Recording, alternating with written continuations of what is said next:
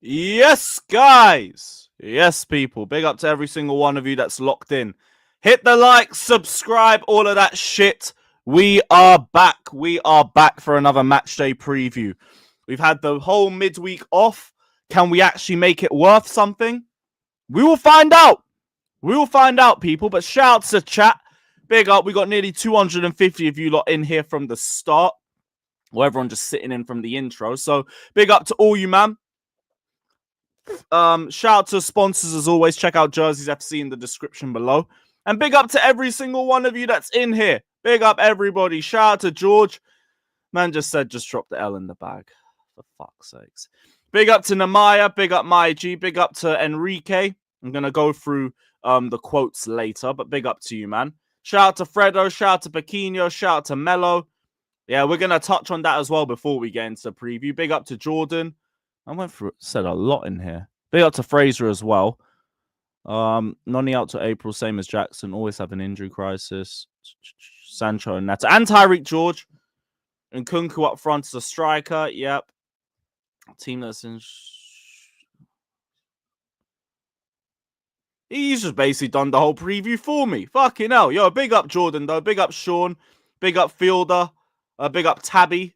Big up Warrior. Big up Known Unknown. Big up Bents. Man like Fielder said CBV Don was a setup. Bro, that was a hard watch. That was a hard watch. I will say, fucking hell, CB did his research. He fully did his research. Man came in with Exhibit A to Exhibit Z. It was a bit of a mad one. It was a bit of a mad one still. Shout out to both of them, though. Shout out to CB. Shout out to Don. Fuck me, what a crazy stream, though. Big up to the pair of them. Big up to Arta. Big up to Sullivan. Man said freedom. All mad. Shout out to Highbury's local badger. Fairs. Don't know if there's some historical significance behind that name or not. Yusuf, Pequeno, young Cuenca, Pierre, Altec, Maldini. Big up to all you, man. Man said update to Bold Sanchez. I might see if RSM can run that. But if anything, I want to get fucking Ben Roberts in there first. I want to get Ben Roberts there. Shout out to Arta. No clue why you think we're winning this game. Bro, they do have injuries themselves. They also played 2 days ago. Like, I know form hasn't really been good for us. Form also hasn't been really good for Aston Villa either. Call a spade a spade. This could be a giant mid-off. This could be a massive mid-off. Shout out to Alexis. My dog, every single time, man. If you're about, I'm going to drop the link later. If you're about, though. But if not, big up, man. We'll link up again soon. Do we have any academy strikers? We just loaned out another striker, by the way. We sent David Washington back to Santos. Very intelligent. Although I'll be so real, I'm not even here saying, yo, start David. But I mean, if you bought him like a year or two ago, fuck me, is he still not even good enough for some pity minutes? What a waste of money. Oh, we already know the situation there. Flip. Man's doing Poch Pro. I should time you out for that. And you know what? Yeah, have a little 5 minutes to yourself. Think about it. Think about what you've done. Disgrace. Well, shout out to Alex. Shout out to L2. CB1 Milli, man. CB1 Milli. Alexis, I'm with you, man. Shout out Prime. Shout out Warrior. Bro, the stats are the stats. Saying it don't make a difference, innit, Warrior, still. You had a question for me. I don't know if you saw it. What was that? What was your question? Watch along tomorrow. Yes. Yeah, I ain't going to that game. I'm not even going to the Southampton game. I'm going to be so real. I need to get my money back up. Because paying them taxes last month fucking burned a fat hole in my pocket. Bigger than our fucking holes in defense when we get caught in transition. It's crazy. I'm not doing Copenhagen either. Nah, not doing Copenhagen. I would have maybe done Betis. But you know what? Nah, fuck it. Let me save my money. We might be getting a team in Cyprus in the semis. I'll go to that. I'll be doing so much fucking travel in May because I'm meant to be going to It was meant to be Bulgaria. Now it's Portugal. I'm going before the United game. And then if we make the Conference League final, I'm trying to go to that too. Warrior, come on, man. You already know what it is. Copenhagen's weather. I'm good. Go away. Now, Betis. Seville and all that. Let's go. Musty, I'm going to try make like the first 15, 20 minutes of the protest, but then I'm coming back to do the watch along. So I'll literally be there for like 15 minutes and then I'm gone. So, yes, Maldini, that's it. Albufeira, that's it. I've heard it's a nice little spot. And to be honest, I prefer going there than Bulgaria just because, like, I actually know Portugal. I've been there before. And I think the flights are actually cheaper. So, hey. Then, like, I also don't really know what the racism was like over there still. I don't know. So, but yeah, Benz, we'll link up for the final still. Come on, man. Come on, G. Yo, I've heard a lot of good things about that.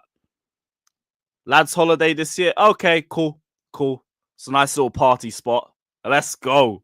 We picked the right spot, man. And I'm trying to get my money up, bruv. Man.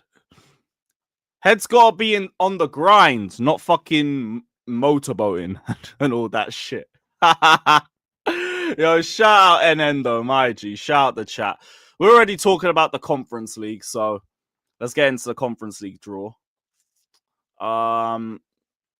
So we actually got the better side of the bracket. We've dodged Betis and Fiorentina because everybody was shook about playing one of them. I didn't think we could beat this down bad, but there are so many fans. That were doing the whole, oh, it's Anthony. I don't want to play against Anthony. Oh, fucking hell. Anthony's going to knock us out. Oh, fuck. Anthony's going to cook us. Anthony Dagger. Man, well, are we really that bad that we're this shook of fucking Anthony? Like, fucking hell, mate. No, I don't care. I wanted Betis. Get me the strongest teams, because fuck it. Why not? We're going to play them sooner or later. Play them now. And if we're not good enough, cool. We do the cooking early then, instead of doing it in May. Oh, fuck it. I don't care, man. Yo, shout out Hassan, man. Big up, bro. You lost to Ipswich, mate. Okay, you lost to Plymouth. Now what? You lost to Plymouth. There you are. Big up to Hassan, though, still. But yeah, we've got Copenhagen in the round of 16. Then we play one of Mold or Legia Warsaw. Legia Warsaw will be probably the toughest test out of the two because they're the Polish team. And seeing as the finals in Poland, they're going to be doing a lot to try and get to the final. They're going to be hella switched on. And I think they were they the second place team in the group stage? Were they the second place team? No, they were seventh. They were finished seventh. So they finished top 8, but did they have the second highest goals for? Not even. It was Fiorentina. Why were people bigging them up like that? It must have been earlier on in the group stage. Plymouth Saint-Germain. Oh, brother. Then the winners of that quarterfinal tie faces one of Paphos or Djurgården. Could be going to your garden, guys. Borak. Who the fuck is Borak? What is Borak? Bosnian team. Or SK Rapid. Yo, I forgot how funny these names are. SK Rapid. Austrian team. Cool. Get me Paphos. I want to go Cyprus. Run me fucking Cyprus. And yeah, Hassam, do your job on Sunday, bruv. I know you're still here. Do your fucking job. Doing so, oh, you're going to be learning the words so you'll never walk alone. Yo, don't play with me. Because if you drop any more points, you're going to have to learn the words to blue is the colour for when we play Arsenal. I swear, if you let that forwardless Arsenal team win the league, you think Egal's going to be a problem. I'm going to be a bigger problem, blood.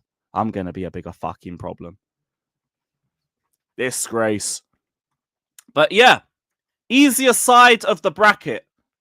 So, like, it's the same energy, but I guess with actually, no, it's not. There's even more energy now. Go make the fucking final and go win the tournament.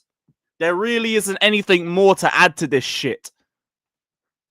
Like, everyone who is scared of Betis and Fiorentina, great. We're only going to play one of them. We're only going to play one of them, and it's in the final. Fucking win. There is no excuses. No ifs, no buts, no injuries or anything like that. Fucking win the trophy. Because I swear, if we go trophyless again, bury the whole club. Bury the whole club. Fuck me, Daniel, you've really turned on Maresca. I know, like, Maresca out, fair enough if you are and all of that, whatever. I don't agree, but I'm guessing it's based off the run and form. But, like, fucking hell, all you've done is cuss out Maresca. Shit, you hate him. Fair enough, but hey, if he turns things around. Just saying. Just saying. Hit the likes, guys. Hit the likes. So I'll be real. Even Maresca can't fuck up the Conference League. He can't. There's no way. There's no way. I dare him. I dare the team. I dare the whole damn team. The whole fucking team. Like, some man I won't want to see ever play for this shirt again if we get knocked out. Ever. Yo, Warrior, I hear it. If they. I want another medal on this wall in June. I want another medal. I haven't been able to update this since I put it up. Fucking garbage. Garbage. Absolute garbage. But yep, Copenhagen, next round of 16. I don't even think they got that Rooney brother that scored the winner against United. I think he's out for the rest of the season. Yeah, he had a serious knee injury in May. I don't think he's been back. I don't think he's had any minutes. That's the only player I really know from Copenhagen still. So, yeah. Yeah. I said Maresca out if we don't win. Yo, ask me if the worst happens, but I'll be so real. If we get knocked out, anyone and everybody can hold smoke. Everybody. Issa, if we win it, here, we're going to be calm, collected, take it as a trophy, take it as the end of the trophy drought, celebrate like winning the tournament, but we ain't going to do too much.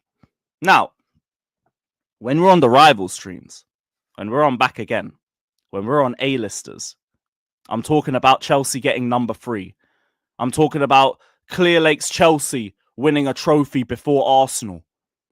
We're doing all of the shameless prop. All of the shameless prop. With the rivals. Over here, we'll be level-headed. We'll be relaxed. But over there, we finished the story, blood.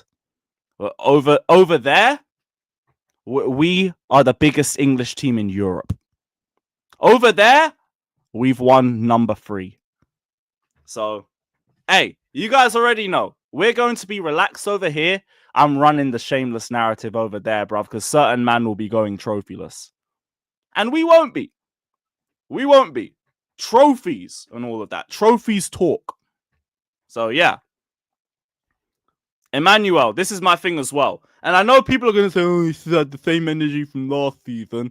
I gave them one more chance because they sacked Poch under a lot of pressure to keep him for another year. Because that brother was shit. Now, this time, I don't trust them if they sack Maresca to get the right replacement. That's why I can't be Maresca out before the sporting directors. Sporting directors have to go first. Have to. And Igbali change the model or piss off and all of that shit. All of that shit. I said we're on copium, we're going to lose, bro. See, here's the thing. I think I get we're in bad form, but I really think sometimes we overdo it. Like when everyone's talking about, oh, I don't want to play against Anthony, or we're gonna get knocked out, and I saw people telling me we're gonna lose 5-0 to Arsenal again. Excuse me? They don't even have forwards. They don't even have forwards, and people are saying, oh, but we're gonna lose 5-0 to Arsenal again. And then what are you gonna say about Maresca? In what world is that happening? They have no Saka. Martinelli might be back, like that fucking means anything anyway. Martinelli's a bum. They have no strikers. And if they had any strikers, it wouldn't make a difference anyway because they're both garbage. That game is going to be a raging mid-off. That's going to be an insane mid-off. Brendan, facts. Man are overdoing it.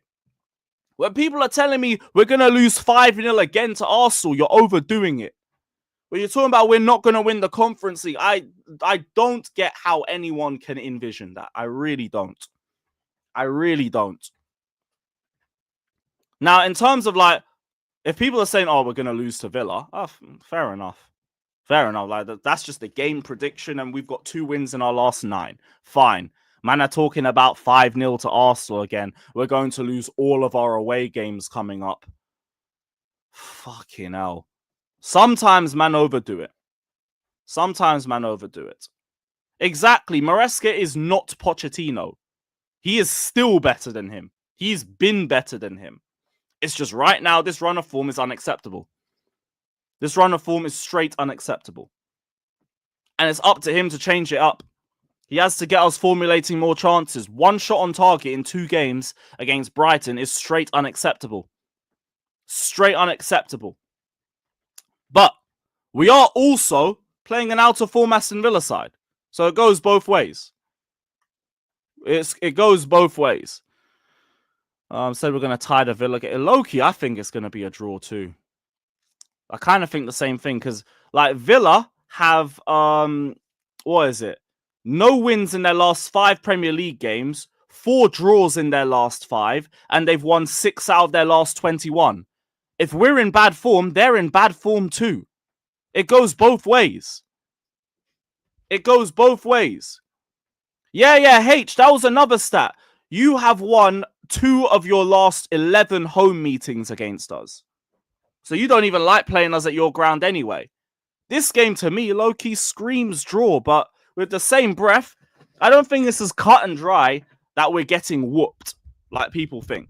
I don't think that's the case. And just to add to that as well, these men played 2 days ago, and they have 1 fit centre-back, potentially 2 with Konsa, but is Konsa, like, actually ready to start, or is it just, yo, fuck, we need a centre-back. Yo, you're at 50% fitness. Get on the pitch. Get on the pitch. You'll do. You'll do. Fuck it. Fuck it. Just don't run around a lot. You'll be all right. It could be that thing. So, we don't know. We don't know. Aston Villa have been, like, very this season. Morgan Rogers, obviously, I think is going to be the biggest threat. Ollie Watkins has been this season. But I won't say too much because, like, our defense has been this season. And also, yeah, chat, I'm with you, man. Levi Cole will go to the bench. Go to the bench. Go to the bench. Just off that game alone, go to the bench. Tosin and Chalobah, please. Big up to Jorgen saying, Paphos are giant killers. Man been saying it since August. Who have Paphos knocked out that are giant killers, bro? Who have they knocked out like that? They're top of the league right now. They finished 5th the season before. Who have they knocked out like that? Trying to see if they face any. They lost to Fiorentina 3-2. Looks like they gave him a bit of a game though. Beat Astana 1-0 that we beat 3-1. They beat Cluj in the playoffs. I recognize Cluj.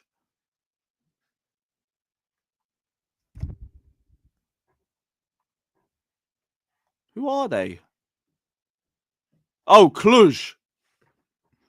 They're giant killers because they beat Cluj. Man, really? Really, man? CFR Cluj. These men ain't been relevant since they knocked out United in 2012. in the 11-12 Champions League. These men have no relevancy. I don't know any of their players. I'm looking through their squad list for Cluj. I don't know any of them. I don't know a single one of them.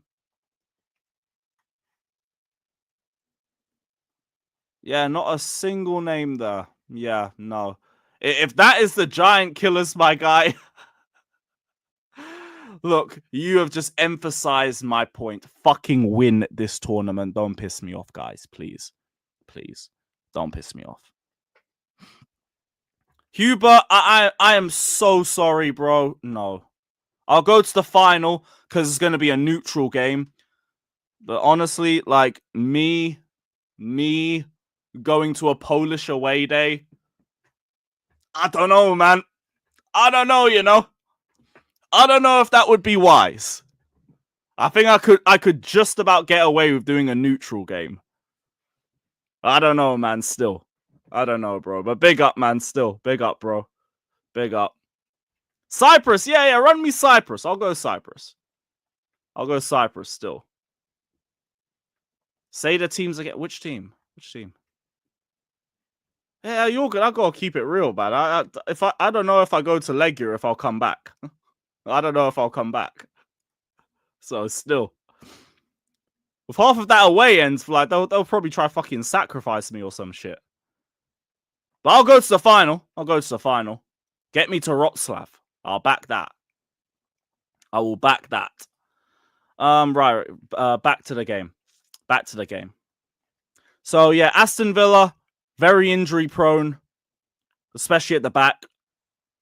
Don't play high up. That's what I would like at least. Let's just try drop back a little bit. But I've seen Maresca even in the press conference talk about how what was it? He's not telling the team to play high up without the press. And he's saying like the players don't really know when to play high or drop deep. So maybe he's saying it's more on the players. But even then, I feel like can't the manager just tell you like drop back? Drop back. I'm sure they can hear you over there. I'm sure they could hear you over there. But yeah, from a Chelsea perspective, though, it's up to us to have a response. If there was ever a time for us to wake up, it needs to be tomorrow. Because this is an inconsistent team. If anything, like they are as out of form as we are. But in spite of that, they are 5 points off fourth. Because the race to top four is always pathetically inconsistent. This is why I don't listen to people talking about, oh, we should have kept the manager last season because we end up getting 5 points off fourth. No, it just shows we could have actually got fourth. The race to top four is never consistent. Never consistent. Newcastle have Nottingham Forest. City have Liverpool. There are going to be points dropped around us. I beg we capitalize. I beg we capitalize because, funnily enough, a win could get us back in the top four. Or at least climbing the table to fifth. One step up. One step up. Because we do need Wolves to do us a bit of a favour. I don't think Wolves are going to be giving us any favours. I don't even know if they're really capable like that. Now, saying that, they did beat Aston Villa. But that was at home. And they're travelling to Bournemouth. So, I don't think we're going to get that favour again. I don't think we're going to get that favour again. But Liverpool, I think Liverpool got something for us against City. Forest, Newcastle, I'm begging, draw. Just draw. Because that helps us on both sides of the table. It means we could pull 2 points up on Nottingham Forest. They're only on 47 points. So I think that would leave us a point behind Nottingham Forest if we won. If we won. No, they'd have to lose. They'd have to lose. I mean, if we win, I probably wouldn't even be against that because it means Newcastle don't catch up to us anyway. It's not too bad. Actually, not too bad. But yeah, Maresca has to find a way to get us to formulate more chances. Allow the fullbacks to overlap a little bit. And let's not play as high like that if we can't press the same way that we used to. There's no point. There really isn't any point. But I also get that injuries have also kind of fucked us because we've lost all of our physicality through that. it makes the windows even more frustrating because we never brought in a Lavia or a Fofana similar player. We didn't get that profile back in. But without Lavia, without Jackson, without Fofana, we are a lot easier to bully. We are a lot easier to deal with our possession. So we have to try and find a way to accommodate for that. We have to do that. Did I see the Liverpool-Villa game? No, I didn't. I was watching the Madrid City match. I never really caught that. I had that like in the background, but I was with my City mate, so we were just watching City get bopped off the park. So yeah, I didn't really catch that still. Didn't really catch that still. But yeah. Big up to Rickard Carlson. In fact, one sec, I want to go to this one. Poch didn't have Lavia, Fofana, or Nkunku. No excuse for Poch. No excuse for Maresca. Stay consistent. Now I hear all of that. But you see what my problem is, and this is why it goes to sporting directors. You've had another season since then. And you still haven't brought in a similar profile for Lavia or Fofana. Bun Nkunku. Like, I don't care about Nkunku. All we heard last season was, oh, we need Nkunku to kick ball. And like now Nkunku can barely play and doesn't even look good when he does play. Who cares? But in terms of Lavia and Fofana, you still didn't bring in an adequate profile that was similar to them. Huh? It's ridiculous. That's why I've said my energy has gone more to the sporting directors. This is why I hate this all, oh, you need to keep the same energy. It's 2 different seasons, first off. And also, who injured them? Who injured them? Because they were getting injured in training. Well, not Lavia. Lavia got rushed back for 30 minutes in a must-win game against Roy Hodgson's Crystal Palace. The rest of them all got injured in training. So, because that wasn't the case for Lavia. Lavia got injured against Spurs. Fofana got injured against Villa. So, see, this is such a stupid narrative. If Poch injured them, Maresca injured them. No, they didn't, you Poch pegger. No, they didn't. Poch injured them in training. With Maresca, they got injured in-game. That's the difference. Except for Lavia, because Lavia wasn't even fit enough to play the 30 minutes. But Pochettino was dying in December, so he had to throw him out for 30 minutes against Crystal Palace. Context. Use it. Use it. Instead of this disingenuous crap that, oh, if this manager injured him, then this manager injured him too. No. Context. Learn to use it. All of this crappy Poch defense league. This is why the standards are in the fucking bin. This is why the standards are in the fucking... Trust me, Wavy Nudge, man. Fuck me, man. Still doing Poch pegging. We're still doing this. Oh, mate. Oh, whatever, man. Whatever, man. But yeah, another summer without getting those profiles. I saw someone say, isn't the new midfielder a Lavia profile? Yes, but he's not even for us. And he's not even ready to play for Chelsea. Maresca literally came out and said this guy's not ready to play for Chelsea. He's here because he's a Strasbourg succession plan. That don't count. That don't count. Like, you might see him play in the Conference League, if that.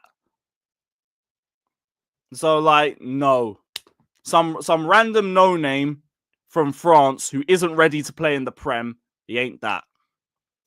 See, again, like, disingenuous. Maresca's equally to blame. I'm not listening to your context. I'm not listening to it. Poch won't shag you, bro.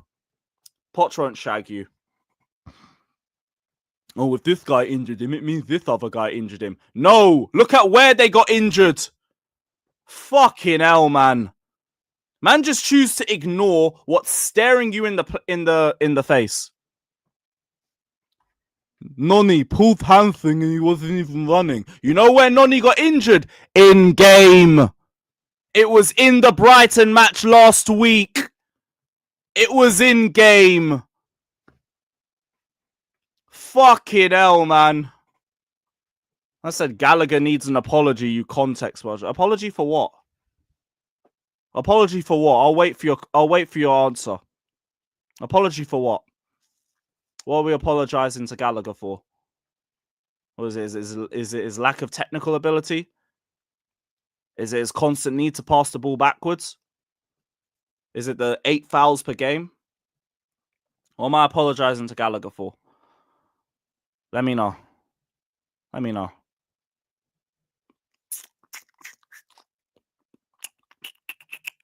We're waiting. What are we apologizing to Gallagher for? What are we waiting for? Tick tock, tick tock, tick tock. Because he sang an Ed Sheeran song. Fucking hell. Yo, shout out Adam, man. Shout out Adam. See how long it's taking for him to figure out what we need to apologize to him for.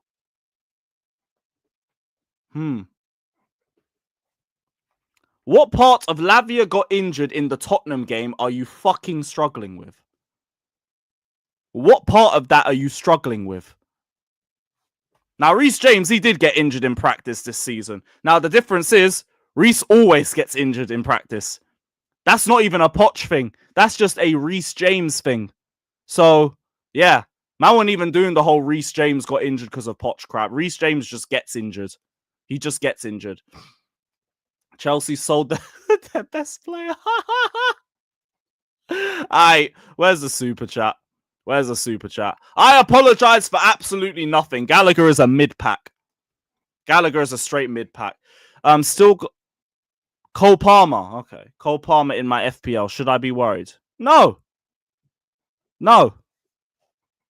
Well, I will say, I'm surprised you have any Chelsea forward in your FPL. But hey, if you're going to pick one, you might as well pick Palmer. You might as well. That's your best shot. Yo, shout out troops, man. You've seen the stupidness here. I've had to deal with 5 minutes of Poch revisionism. Oh, because, the Lavia's got injured as well, guys. And the whole fucking apologize to Gallagher because he's our best player. Standards are in the damn bin, mate. They're in the fucking bin. And speaking of standards, let's get into these Maresca quotes. Shout out to troops, though. Big up my G every single time. Blessed for the redirect, too. And yeah, well, okay, cool. That's CC, guys. Stop waffling. Nice. You stopped waffling. Good. Fucking hell. Oh, here it is. Here it is. So I spoke too fucking soon. Oh. It's not Poch revision. Yeah, sure. It's not Poch revisionism because you're saying it's not Poch revisionism. Just calling you out because you're not calling out Maresca when he does similar shit. He's not injuring our players, you fucking idiot. He's not injuring our players. You're just, honestly, you're just not looking at this from an intelligent perspective. And that's a nice way for saying you're moving dumb as fuck. It is Poch revisionism. Near enough, everybody in the chat is seeing that as Poch revisionism. But it's just you thinking, oh, players get injured. Like, let me tell you something, motherfuckers. Come on, troops. Big up every single time. The injuries that we have right now, which is what, 5-6 injuries. Last season, you know what that would be? It would be a good week for us. If we had 5 injuries, we're thinking, you know what? It's not even that bad this week. It's not even that bad. It's only 5. Not too bad. Because we usually had 11. We had like 9 to 11 injuries per week under that fat fuck. And you're sitting here defending him. He's, but we get injuries now. Guess what? The same man who are getting injured are the same man Poch was trying to say, oh, well, we're going to win the Premier League with. They're still injured now. And guess what? We're still within touching distance of top 4. We never were doing that under him. Man are fucking idiots. Fucking idiots. Let's get to these Maresca quotes. I'm done with this crap. Smash the likes as well, guys. Smash the likes. Right. So, obviously, the main quotes going out was about Maresca changing the targets again. Now, apparently Fabrizio put the wrong quotes out. Fabrizio said, Maresca said, we said many times the target is top 4. I've made it clear since day one that I'm not here to survive. I'm here to take the club to fight for titles. When we win, we have to be humble. When we lose, we look like we lack ambition. I want to take the club to where it should be. With the fans, we can achieve our target. When you can hear the fans behind us, it's a nice feeling. We have won our last 2 home games, and with our fans, especially against West Ham, they helped us. But apparently they weren't the right quotes. Even though the correct quotes kind of said the same thing. So what Maresca actually said was, we said many times, I think we spent almost the season in top 4. And with 13 games to go, the target for sure is top 4. The target for sure is top 4. Yeah, also chat as well, there's no braids underneath. This is why I have the fucking do-rag on. Like, I've got a fuck ton of hair underneath this shit. But yeah. So he said, the target for sure is top 4. We will try our best to achieve that. Knowing the difficult moment we have now is one of the most important reasons why is because of knowing the difficult moment we have now is one of the most important reasons why is because of our injury situation. I don't think that was written correctly. 5 or 6 significant players out. Again, this is a good day on the Poch last season. I'm here to win games, to bring this club to fight for titles. The problem is when you win games, you look humble. And when you don't win games, you look like a lack of ambition. I actually hear that in terms of the we're not in a title race thing. Since day one, my intention is to bring the club where it needs to be. Now, I hear everything in that last part. When you win games, you look humble. When you don't win games, you look like a lack of ambition. That was the case in terms of the we're not in a title race stuff. Intention is to bring the club where it needs to be. He said that all season. He's just said it's going to take a couple years. Now, the target being top 4. You haven't been saying that. We've been saying that. Not you. You ain't been saying that. I think even last week, you were telling us that top 4 wasn't the target. And that you weren't told that top 4 was the target. So, all this is to me is confirmation that the sporting directors were telling him that the top 4 wasn't a target. And he was telling us their vision.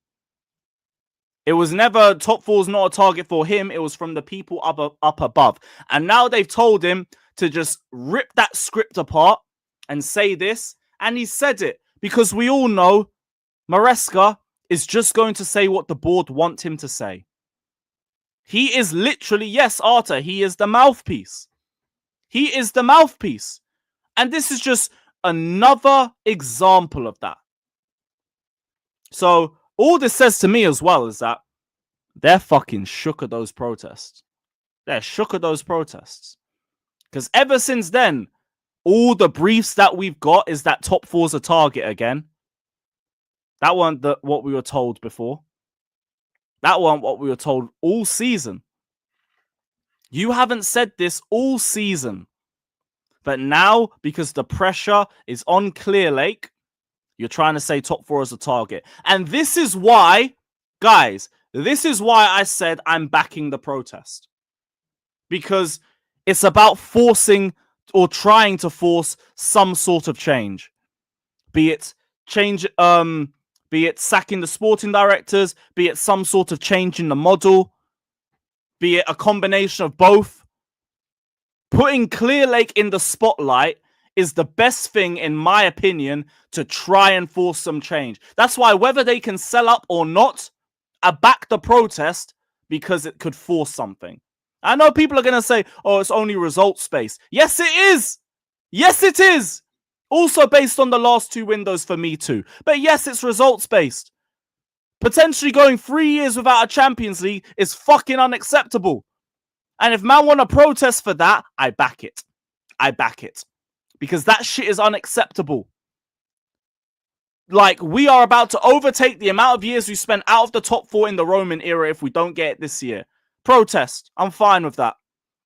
Because already they are backtracking. Already. This says even more to me. I'm with the protest. I'm with the protest. Whether Clear Lake can sell up or whether they can't or whatever, I don't give a damn. But put them on the spotlight. I'm with it. I don't mind that. I don't mind that. Trust GG. Bad PR. If the news and the media are all focusing on the protests, it don't look as good on them, and they have to act. They have to act. And as soon as we do it, top four's a target again, guys. Top four's a target again, guys. All you have done is just show, again, we already knew it, but you've just shown again that Maresca's a mouthpiece. And you've shown that you guys are willing to backtrack if the pressure is on you. So, keep the pressure going. Keep the pressure going. I'll be so real. Even if we win on Saturday, I want to see a protest. Like, I'll be there for the start of it, because I do want to at least show my face. But, yeah. I hope that a lot of people turn up for it. Because then at the very least, we might see some change.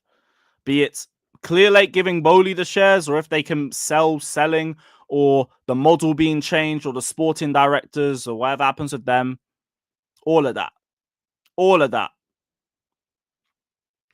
But yeah. I feel that I'll be alright, man. I'm always good. I'm always good. And anyway, I'm only there for like 15 minutes. Because man gotta do a watch along. Man gotta do a watch along still. But yeah, what are the rest of Maresca's quotes before I send this link out? On the mood around the camp. The team spirit in this moment has to be upset in terms of they have to be upset. We have to be upset because we are not happy with the results. We are all aware in a club where we are not here to survive, but to fight to win titles. It's talking about to fight to win titles. They are the same players that for 19-20 games were top four, second for most part of the season. For sure, after this moment, they are going to be better players and better professionals. So he's talking about them learning from this bad run of form, but also him talking about aiming to fight for titles. They really told him to turn into Standards FC. It's crazy. Crazy. Who is this guy? Too late though, Lewis. If top four is the objective, we need... I hear that. I hear all of that shit. But here's my thing. If we don't get top four, it just pushes it. We have to keep doing it week in and week out, whether we get top four or not. Whether we get top four or not. Keep pushing it, and because even if we do get top four, I don't know if they're actually gonna like have a good window afterwards. Why am I meant to just believe that now? You've had 3 bad windows. I'm meant to just believe now you're gonna have a good one? No, this is all like keep it going. Keep it going. Fuck all of that. Yeah, bro, look, I hear all of that, but like no one's doing anything on a match day outside the bridge with hella feds around. No one's doing shit. No one's doing shit. And even if they aren't there, I doubt half of them would be on anything anyway, so I don't care. Don't give a damn. On any Mudryk update? Nope, I don't think so. Okay, cool.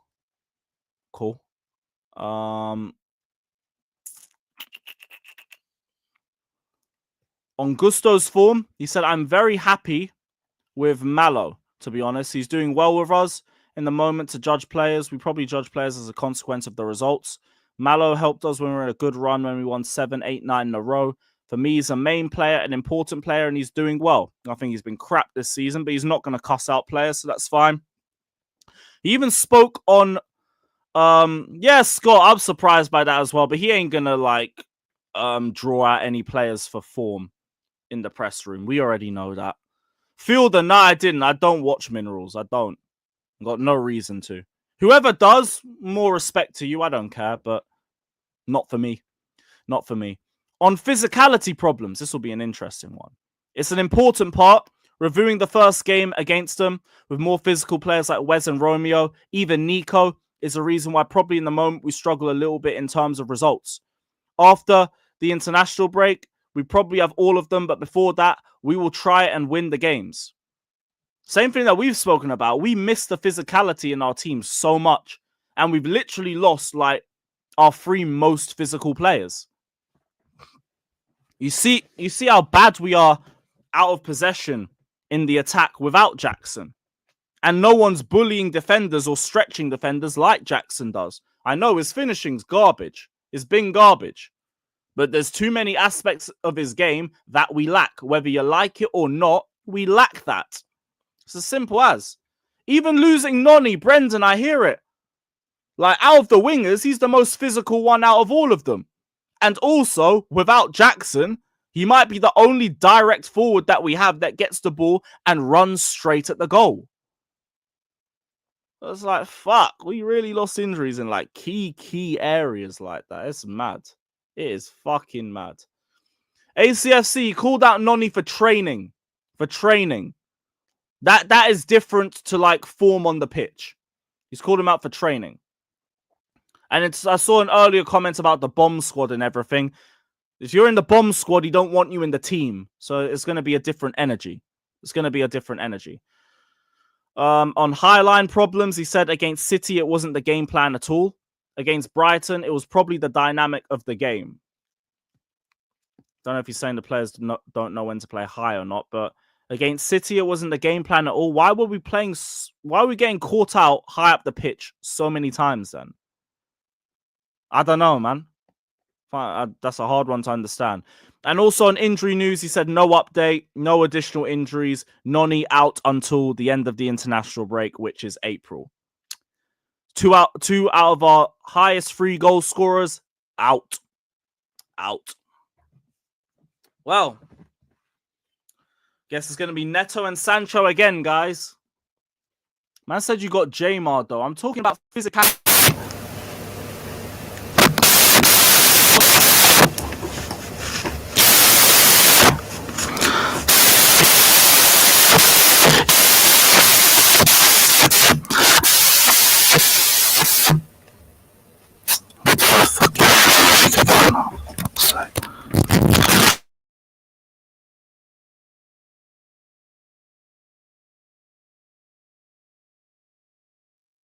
What the fuck is that, Mike?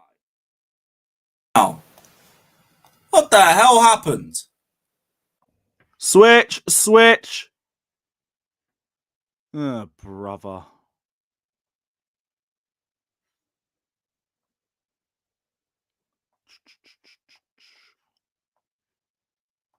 Are we good now? What happened?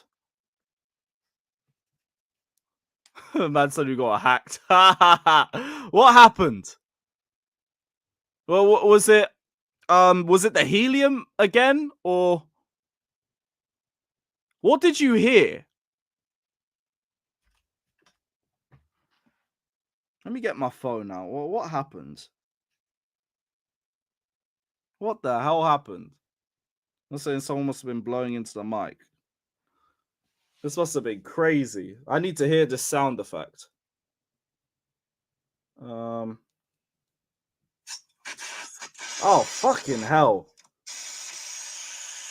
Yeah, hella static. What the fuck? Bare static. Weird. Okay, but what I said before all of that happened was I don't think the squad don't respect him. But he is definitely a yes man. He's 100% a yes man. We all knew that before he even did a press conference. So again, it's another reason why Poch got sacked or walked. He was like talking about the directors like the whole last month before he left. It's like he already knew he was leaving. But yeah, that's about it.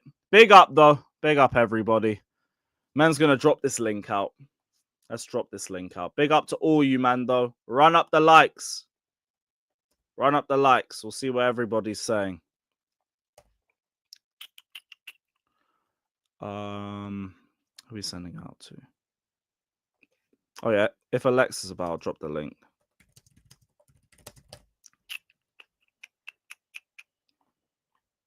What the fuck? Yeah, hit the like, subscribe, all of that shit, guys. Big up to all you, man.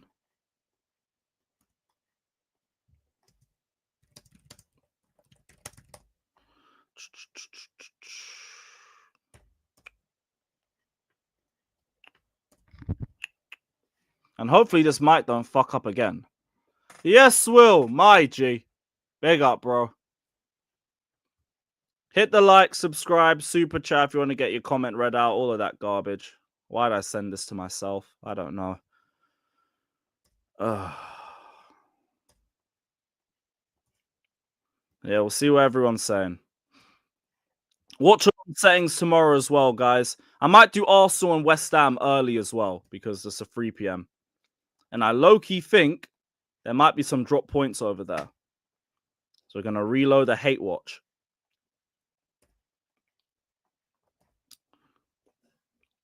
Shame the laptop's moving slow as a motherfucker, but here we are.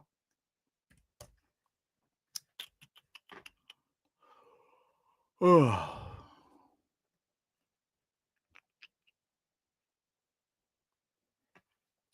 the fuck?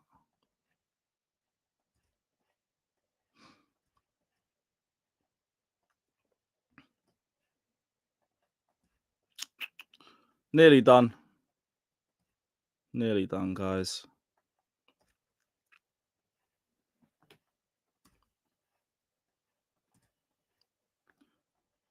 Sean, I'll be so real. I've only just seen your message about the last watch along. My bad. If you're about tomorrow, I'll drop you the link too.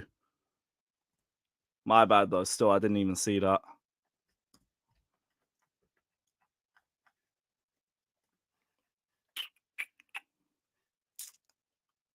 Calm. Nah, I'm not going to the Villa game. I'm not going to Villa game.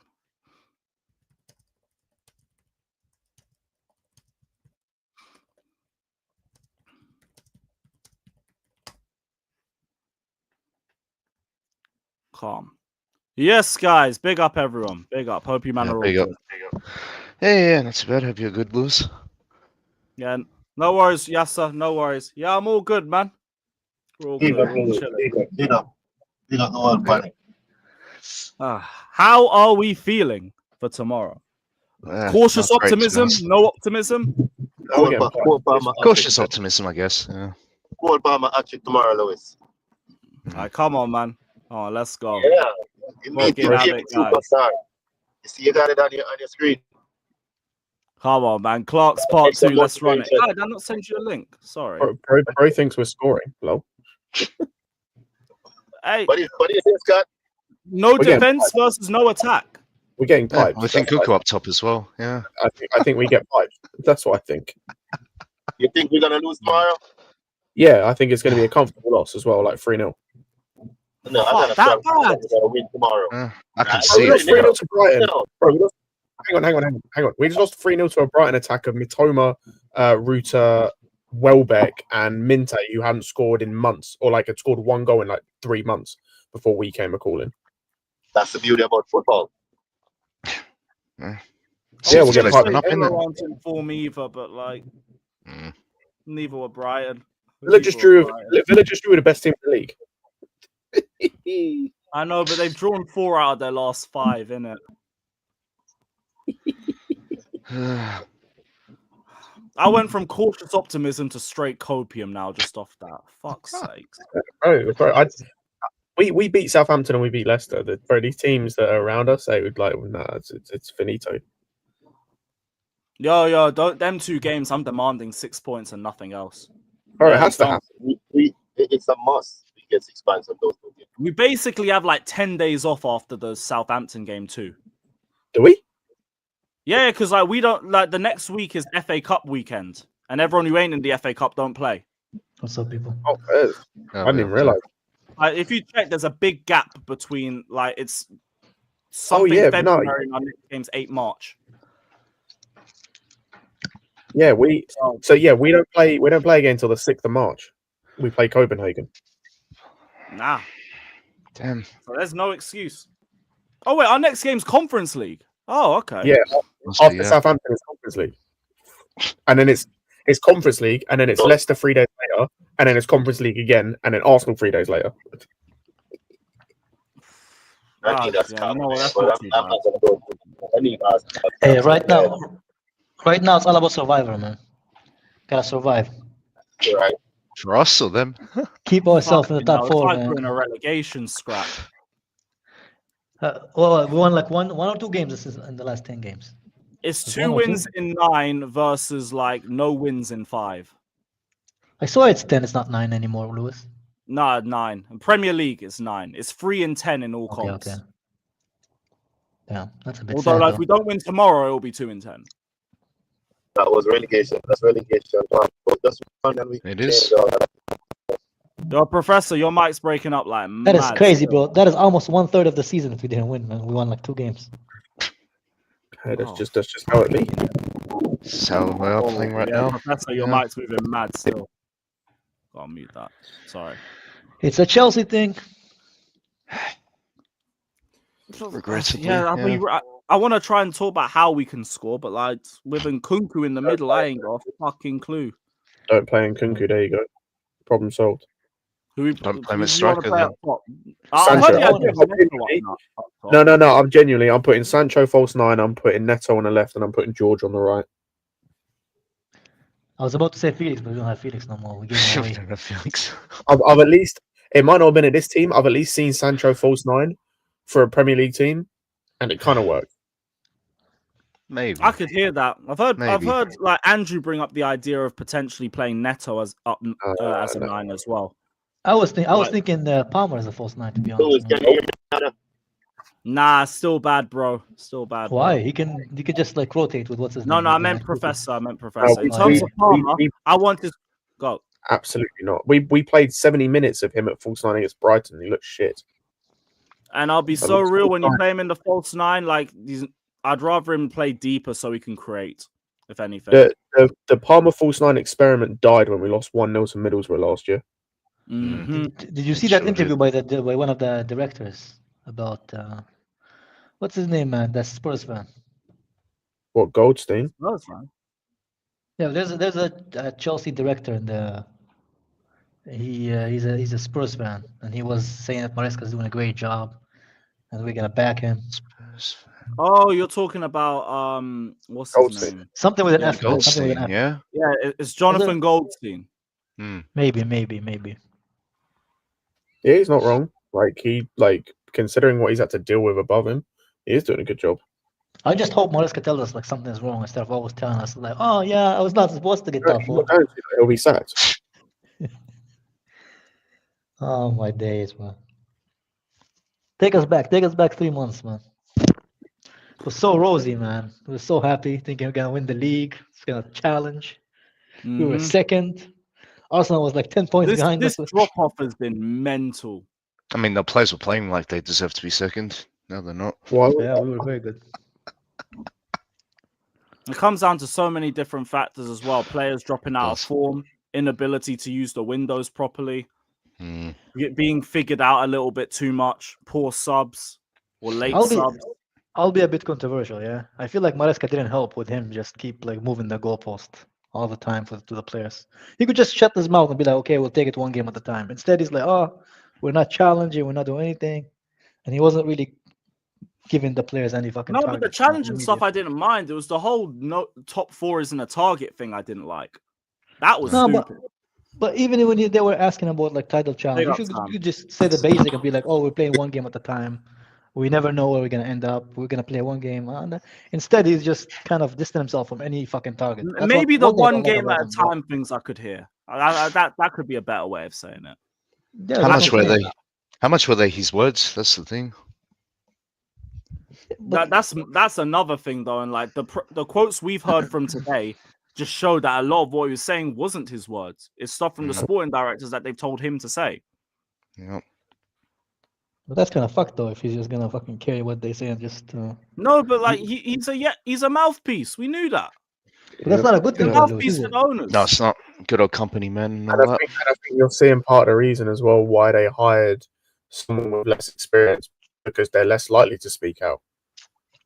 Like, Yeah, that's true. someone, for as much as like we may shit on him, and I think rightly so, like at least with Poch, like even though he only got the USMNT job and he got that because he knew someone, he would have had offers. Like he would have had other offers. Whether they would have been good or not remains to be seen. Like it was the same with Potter. If Enzo gets sacked, bro, there's no guarantee he goes to a job even in the same league. Yeah, But that's surely true. he sees what happened with the other guys who came here and they got blamed for everything and they got fucking sacked. I don't know, man. Like don't Scott know, said, dude. don't really kill their career like that. To be honest, if they fail at Chelsea, it's not a big deal. But even According to him, their you guys eyes. think you guys think he's immune even if we finish 10th or something like this? Because if we No, it continue Yeah, I this, think he is. Yeah. We won't finish 10th, but it depends on like It depends why we don't finish top four. I've always said if we don't finish top four because of like Sanchez playing and making mistakes, and that's why, then yeah, he deserves to be sacked. But I'll be real, if why we don't finish top four is because we can't score for shit, and this is the attack that he's having to play with every week, I kind of Yes, don't. on I them. understand. I understand because this Yeah. attack stinks in terms of not the players themselves, just none of them really mesh together properly. And we're playing without a striker every fucking week. Yeah, them not signing a striker in January was a fucking crime, man. That was a fucking crime. Trust. Especially when they knew like we don't have any fucking strikers and we were struggling even with Jackson fit. So that's on them. And now with the injury, it's like even worse. So everything that happened to us this season could have been like prevented if we actually had a decent team building in mind. And again, that goes on the directors. I 100% blame them. That's why my first focus is always going to be on them this season. Nah, Sam, Yeah. your mic's off, bro. Wait, can you hear me now? Hello? Yeah, you're all good. You're all good. Big up, people. Long time. Hope everyone's good. It'll be up soon. So, obviously, I haven't been on the channel since last season, so people don't really know my views on the owners and the manager. I've always kept it consistent. If you want the manager out, you must want the owners out too. You can't want Maresca out and then leave the owners here. It doesn't go hand in hand like that. So obviously I want to keep Maresca because my eyes aren't going to deceive what I saw at the first half of the season. So he's earned my trust for now, if that makes sense. So, but these owners haven't. They've made mistake after mistake. And not even just the owners too, obviously the sporting directors, they're there day to day, essentially running the whole operation, you could say. But if these owners are feeding the sporting directors information to get these young players in, not look at any experience whatsoever, then our focus for the protest should be on them. Because right now, I don't feel like we've got any sense of direction. Because They've already said that they think the sporting directors are doing a good job. See, that's then anything about Winstanley and Stewart, I don't really want to hear it then, because it should be pointed at them. Because if you're going to listen to your boss to stay in the job, if you have to look at it like this, yeah, That's why I back the protests now, isn't it? Yeah, I mean, I back the clear. Yeah, but if you're gonna protest the owner, it's not gonna work, man.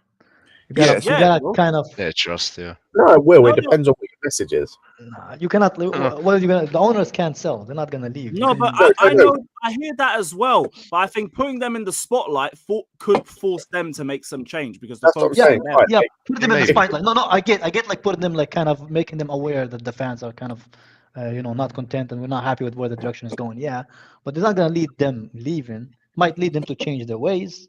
That's why I still think it's good. I don't expect it to lead to them leaving. Could it lead to them changing something? That's a lot more likely. And then I'm fine with it. By doing the clear lake out shit. Lewis, but I just feel that if your protest is kind of to kick them out, I don't think that's gonna work.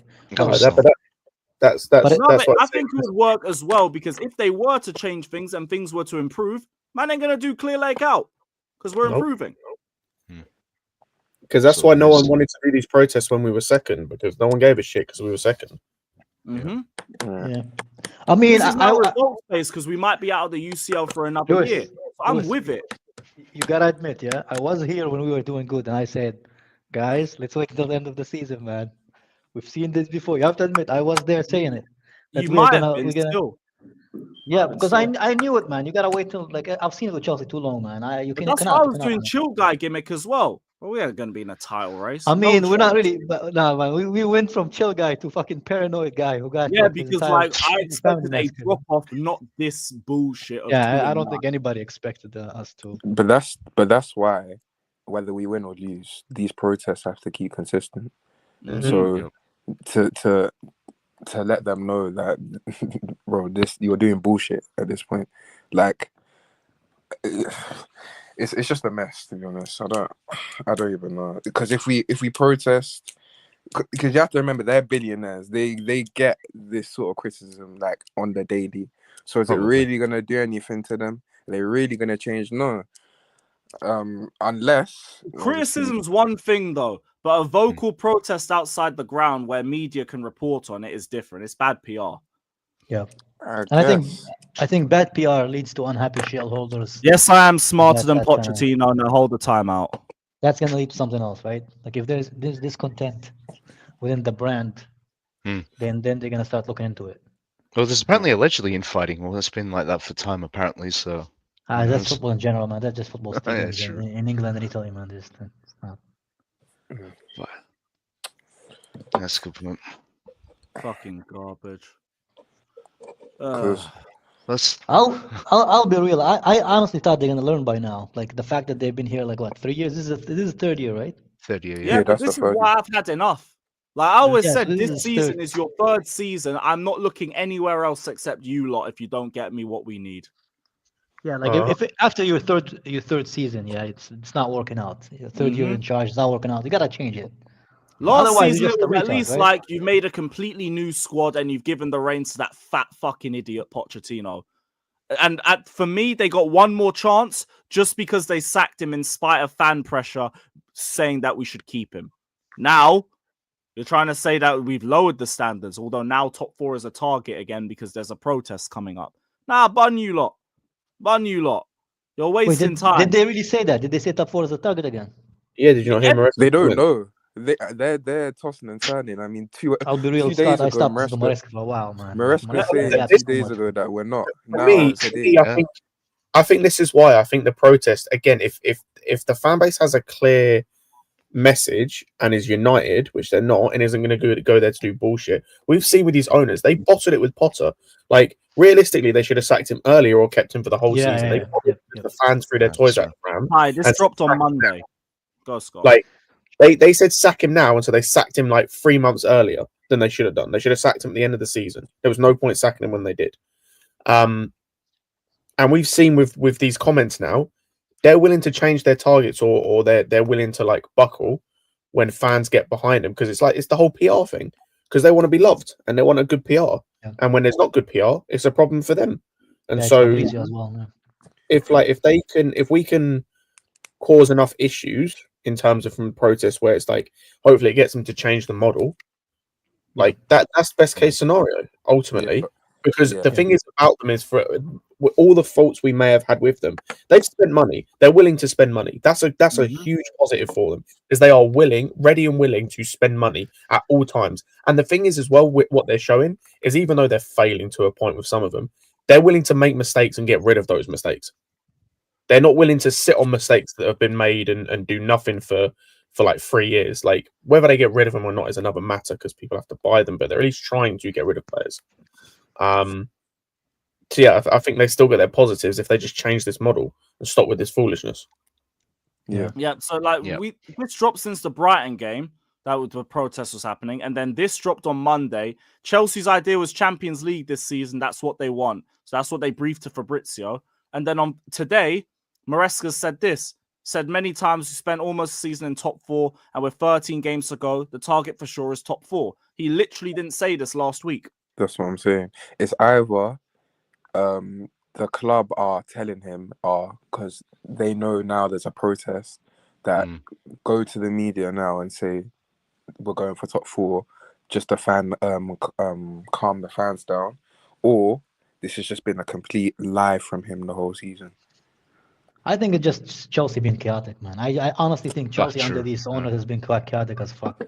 Like they keep switching and changing with the direction, and there's not like there've been any like clear thing that they wanted to do, and it's just they're just kind of going with the fucking with the stream, you know. Like I don't know, man. Like they have to do something really drastic for me to be able to trust them and their vision.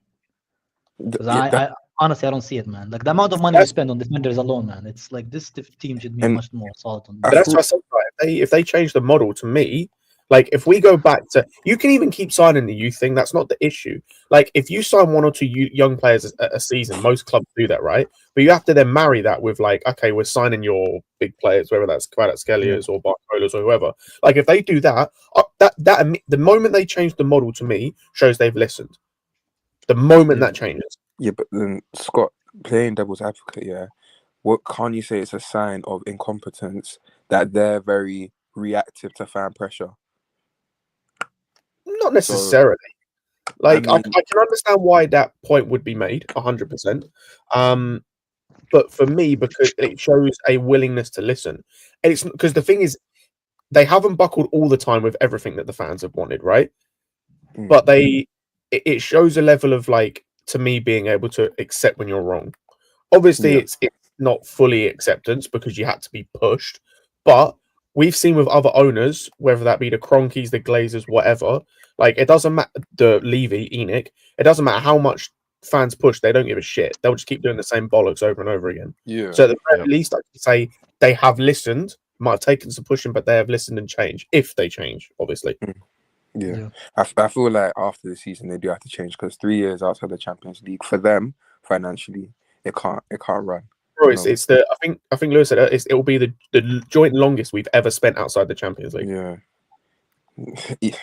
Oh no, it's already the joint longest. They're gonna overdo it if we don't get it this season. I thought 3 years was the No, we didn't get Champions League in 15-16 and 17-18. Those are the only 2 seasons in the Roman era. Yeah.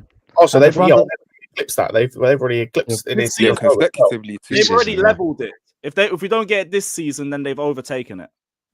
That's So why I'm onto them now. It's like it's 3 seasons now. You can't tell me you're going to run this club better than Roman just to still not have us in top 4. It's just the bare minimum. That's not still. And to have it, as Sam said, consecutively, like 3 years in a row. It's embarrassing. Yeah. Because this is the season where, like, the squad that you've built should be forming together. It's like, bro, here we the are. squad that they built just look like different fucking like puzzle pieces that are not even the same fucking puzzle, bro. Like, you're just trying to make them work, but they just don't fit with the. I don't know. That 4-year plan bullshit that they were going on about. That's Bro, 5 windows we're now in. It's not even 4. It was 4 windows, and we've passed the 5th. And their 5th window consisted of buying a guy who isn't ready to start for us, bringing back a youth player who's now playing under 21 minutes when he could have been playing for Marseille. And that was it. I don't even remember if we bought anyone else. I don't think we did. No. No. Nah, neither do I. It's poor. Yeah. I mean, we're lucky in one thing that the season there are no like 4 teams that are like really on form, that are playing very well. City are on and off, so we're lucky with this. We might be able to steal top 4, but we can't just keep fucking around, you know. Kai, do you know what's insane? We are if we beat Villa, I don't think we do, but if we beat Villa and certain other results go against us, we'll be 4th, 1 point behind Nottingham Forest. Yeah. Yeah. This league is shit, by the way. That's why I hate the amount of points that we fucking dropped. We could be sitting second still. And that's that's why I'm more annoyed about like the January window. Just like instead of them like wasting getting rid of Felix, getting out of this guy, get as a striker, because the league is obviously not there. You could like balance the books with Champions League money. You also can have that fucking sponsorship that you want, because you're gonna get Champions League. So it could have been such good ROI if they just fucking spent. That's the time to spend. Yeah, that's the time that it could have been for them to spend. And instead of it, they just been completely fucking idle, man. And now we're paying for it. The club is paying for it, and everybody's in a disarray because of this fucking. It's like I keep saying, and it's like incompetence. It's like I keep saying as well, like, and I'll keep saying this because I don't understand the business model. The easiest way to make money in football is to win. It's literally the easiest way to win. Yeah. It goes hand in hand. Champions League gets you more commercial. Commercial gets you more sponsorship. Sponsorship gets you more fucking money. They want everything. They want to win with the youth project model, and they want to be innovators. And they could have saved on some of those youth players and bought like 3 or 4 elite players and the fucking like 25, 26-year-old, 27-year-old maximum. But then just have some fucking kids there, resale. And also wages. Wage structure as well. They won't be able to sell them for a profit, and that's what's on their minds. You know what That's they're not also how it thinking, works, yeah? bro. Buying They're 10 think, players and hoping 3 of them are gonna be world class. Why not just yeah, buy And exactly. flip 2 or the 3? rest for 5 to 10 million bits of profit on all of them and a couple loan That's what fees. fucking Arsene Wenger has been trying for 20 years and only has 3 Premier Leagues to his name, man. There's a reason for that fucking This They shit, man. think they Mm. think all these Sorry, they think Sam. all these players that they're signing, they're all just going to gradually get better. As if But they don't sign things the in best football though. They don't don't sign happen. the best youth though. They don't sign the best youth. So I don't Yeah, understand where is that potential ceiling that they see, man. exactly. If they sign that fucking guy from Napoli, I forgot his name, man, the Georgian guy Well, from the No, that's yeah, good. I'll be Australia. yeah, and they sign like all these like players who are like top 5, top 4, like for their position in the world. I'll be like, okay, they have a plan in mind. But they sign guys who are like you never heard of, and they're just hoping for them to be amazing. If you're gonna, That's why I said they're playing football manager in real life, because they in their mind they see that 5-star potential. They're like, hey shit, we're gonna reach that if we play them enough. But that's not how football works, right? Because these are human beings, they're not No. robots. Yeah. It's Yeah. not just statistics. There's other characteristics that you should take in mind. Yeah. Just drives me insane, man. 100%. And Yeah. Kai, going back to the winnings thing, do you know how much, by the way, that we get if we play for playing in, and then if we win the Club World Cup? It's probably like 10 million, no? Bro, 150. 30? Well, 150. 150. So if Million. we get 50 just for appearing in it, and we get 100 if we win it. That's not bad, to be fine. I thought they're gonna be like FA Cup That's money, what man. I'm saying, bro. 100,000. And how do you get in the Club World Cup? By winning the Champions League. How do you win the Oh, Champions yeah. League? By being in the Champions League. How do you be in the Champions League? By Yeah. fucking finishing top 4. It's not difficult. It's Then really Champions not. League gets you the elite sponsors as well. So it always goes And hand in attracts the hand. best players. Yeah. Yeah, look, actually, I can use the best example of that. Look at Liverpool until the early until club time. Danish, is that true? They had shit deals. They had everything was shit. They didn't make the money, and once they No, start that's becoming successful, they start having everything good, man. 82 mil for top 4. That can't Bro, be right. what? That's Yeah. Premier League for Are you. you Yeah. serious? That can't be right. That's our striker right there. Legit. Yeah. That's Osimhen. That's Gyökeres. Or that's like Summer Isak, and then you can pay for the rest with like giving him Jackson or something. Yeah, why don't Oh. we try for Isaac? I'm sure, like if we So actually Villa pay the got money, they'd give us him. 52.9 million for finishing 4th last season. That still basically pays for a striker. Yeah. No, Don't I you hear get, that. like- I hear that still. Don't you get like 80 mil just for staying in the league or something? Something stupid like that? And the amount of money we'll If you Depends get what position, relegated, yeah. you get a parachute payment. Yeah. and the amount of money we'll probably get from a new sponsor too, because we're now in the Champions League. Facts. Yeah. The amount- Yeah, but Top that's what I sponsor, was yeah. saying. Yeah, it's just it takes. Actually, no, because even that's just on merit. That's just on the position. That doesn't even take into account TV money either. Well, Yeah. I think TV money's already been paid out. It gets paid out at the start of the season, I think. Yeah. Start of the season. I thought no, because like they pick fixtures like every month, don't they? Yeah. I swear it gets paid at the start of the season. I could be wrong, but I thought it did. I might be wrong, but I thought it did. No, I'm not sure about that. Maybe to it's be for the honest. Yeah. previous season. I don't know. Yeah. But bro, outside of that, bro, that's 50 for the Club World Cup. Let's just say like 55-ish for top 4, and then another 50 probably, because I think wasn't that what was quoted for the like Riyadh Air and them man, like yeah. Yeah, something like that. Yeah. 150 million that you get in sponsors and other things just for finishing top 4, bro. That pays for Isak right there. You There know- you go. You know, I don't want to see any briefs in the summer that we must sell to buy. Oh yeah, it is. Let me model. Oh. I Nothing. Nassad, have you seen that we got PSR for 1 more year, bro? No more hotels to sell to Honestly. each other. Yeah. Entering the Champions League, entering the Club World Cup can buy our whole summer window and maybe bits of our January. But that's what I'm saying, bro. If we do those 3 things, let's say we bin off like a KDH, we probably sell Vega for profit, bro. You're talking about a pot of like 200 million potentially, maybe 250 Plus. with the right sales. Yeah, give or That's take. bro. That's Isak. That's Isak, a proper centre back. You don't even have to buy a midfielder; just bring the 2 other ones back. You buy a left back for like 10 mil, Buy a keeper. and then buy a keeper. Yeah, keeper. Bro, Yeah. that's your window there. Yeah. If we spend the bulk of our budget on a goalkeeper and a striker, we'll be all right. And But we do need And a an centre elite back, goalkeeper, man. 'cause- We do need an elite goalkeeper, man. They need to stop avoiding that position, man. Like It's fucking non-negotiable at Sanchez is this not point. good enough. But Yeah. they've We been need doing to it buy since at for least 3 years, elite. man. We need to buy 3 elite players in the summer. Yeah, because the One for politics. keeper, That's why one they for need to get rid striker, one of for Ben centre back. Roberts. Yeah. I The- reckon we'll go for who's the Dortmund keeper? What's his name again? Gregor Kobel. Yeah, Yeah. I think we'll go for him. Bro, that'd actually be a good buy, like compared to Yeah. what's 28-year-old as well. in Yeah. compared to what's available in world football. Yeah, if Diogo Costa, no, not for me. I can't lie. I know his ball playing ability is good, but shot stopping is a bit. Can't lie. Hey, Hooks, it's because we Chel- keep buying shit, bro. It's because we keep buying shit. Keep buying the Because we're children. Chelsea, man. Keep buying the children, man. Fucking saving That's kids all it from is. third world countries, man, to get them into the academy. Fucking dickheads, man. We became the fucking Alright, UN instead let's of go get FIFA, another man. South American, guys. Yeah, Saving can't wait. from the fucking favelas, man. God damn this I club. wanted Man. to hear you lot tell me we'll beat. Yeah, we'll beat Villa, man. We're gonna beat Villa. Yeah, man. Bro, and, They're not then in form too. They're not in we form buy too, we man. buy them. We buy them. Then we distribute them around Europe, man. They don't even fucking play for us. Europe, England, everywhere, bruv. Just Pretty offer much. us 5 million loan fee, and we'll sell. We'll give you anybody. We're giving more visas than By Donald the way, Trump, man, to Lewis, everybody around Lewis, Europe. Man. I didn't realize, by the way. You know, all the guys we loaned out in January, you know, they can't play in the Club World Cup for us. So Vega, Felix. Felix. When is the Club World Cup anyway? The end of the season, right? Are you So being serious? no, I'm so basically, right. Depending on how the registration works, I don't know. But let's just say we have open registration. There's a chance they might not play for us anyway.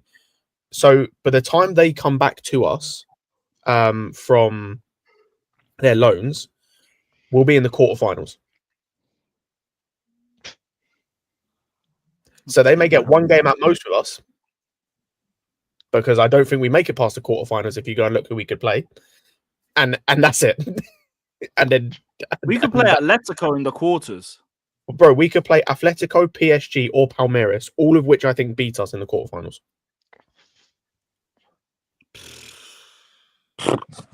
So Esteval or potentially Gallagher. Yeah. You know Gallagher's not. No, Esteval will have come back because his loan will have finished. Oh yeah, a lot of players are coming back on because they're on. They didn't Ooh, really that get rid would of a be lot of them. Man. nasty. Wait, would he? Yeah, no. So Esteval against his old boys. all the loan Yeah, I'll contracts. shout you, so- man, still 100, man. So when you sign loans, it's like same for like contracts. So their contracts finish Yeah. on the 30th of June, which is 2 days after we play our round of 16 game, basically. So then the next game after that would be the quarterfinals. Yeah, if Palmeiras get that far, Oh, like safe. they're like, because he signed a contract. I think he joins us either June 30th or July 1st. So he'd join us in the middle of that, unless we've agreed to like increase the loan by like 2 weeks, which would be. He comes back. I saw something on the timeline where it Oh, must yeah, have been like a Maldini Brazilian. brought It must have been a Brazilian outlet that interviewed him, and they were saying, "Would you celebrate against Chelsea if you scored against them in the Club World Cup?" I thought I saw that. I could be completely lying right now, but That's cool. Then maybe we have increased it, but it's like, as I said, it's the loan contracts Fourth last season got in 162. the middle of the competition. So I assume. Bloody hell. Fucking hell, mate. mm, Man, pattern the fuck up, guys. What the fuck? That's before you even get the UCL money. Yeah, but and also look at the equal share. That's TV money. They got 50. You get 55 million from TV money before getting anything else. So it is a locked-in one. Fair enough. Pires and Santos enough. will play for Chelsea in the Club World Cup. Alex Goldberg confirmed it. Okay. Fair enough. Kendry Pires and Santos, good. I I'm think happy Pires- to have Andre Santos Oh, in there because my biggest. I'm more worried about next season. Yeah, Pires is a bit different. He can. When does he turn 18? Because he can join us the moment he turns 18. In fact, he does join us the moment he turns 18. Epstein Island Is he FC, not at man. Cobham now? Actually, Yeah, I think they've asked Independiente to like let him come to England to like train and get used To to it. adapt to Yeah, he British is football. back. Yeah. okay. He is back. Right. So still, yeah, he is back. What are you not saying for it's the good to have weekend? Santos back still. It's For not the looking weekend, good, Samuel. Cray. Oh. I think we can win just because they're out of form too. But I mean, don't ask me how. Don't ask me how. Yeah. Just Scammer win somehow. Just looking at the Just don't TV, lose. Just don't lose. Nkunku running at the pace of a snail, trying to press Emi Martinez. It might actually kill me. Man It can't might even be actually asked kill to me. run, to be honest. God, just I more saw good. Matt Lord say that fucking Hughes out until April too. Great. How long? Morgan- When's Jackson out till? Is he out till April as well? April, both of them. So Morgan Rogers, strikerless until April. That's the plan. Yeah. But this is where Fucking hell, Maresca earns his money now. You either adapt or he's a sinking ship. I mean, Yep. I want to see something different in this game because I was told I'd see something for the last game and I didn't see that. You will see nothing.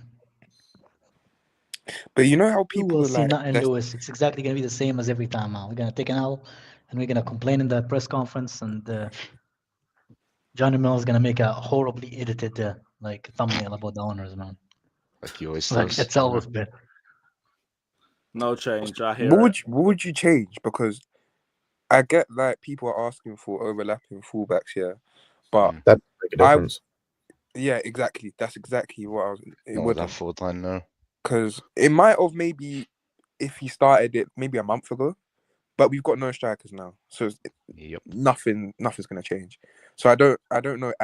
He should adapt, but I don't know how he should adapt because The issue, The overlapping thing for me is just not to isolate the wingers as much. that's fair, but bro, like if we overlap the fullbacks, like on the left side, it might work because you got Sancho who's more comfortable playing inside. Neto's a touchline winger. Yeah. Like he's a touchline winger. The only time we've ever seen him really play inside and look comfortable and look good was against Arsenal that I can remember. Outside of that, most of his best moments for us, and there haven't been a lot, have been when he's been out wide 1v1 with a fullback. Yeah. Which then he's just got nobody to drop the ball to, so he's just useless right now. Right.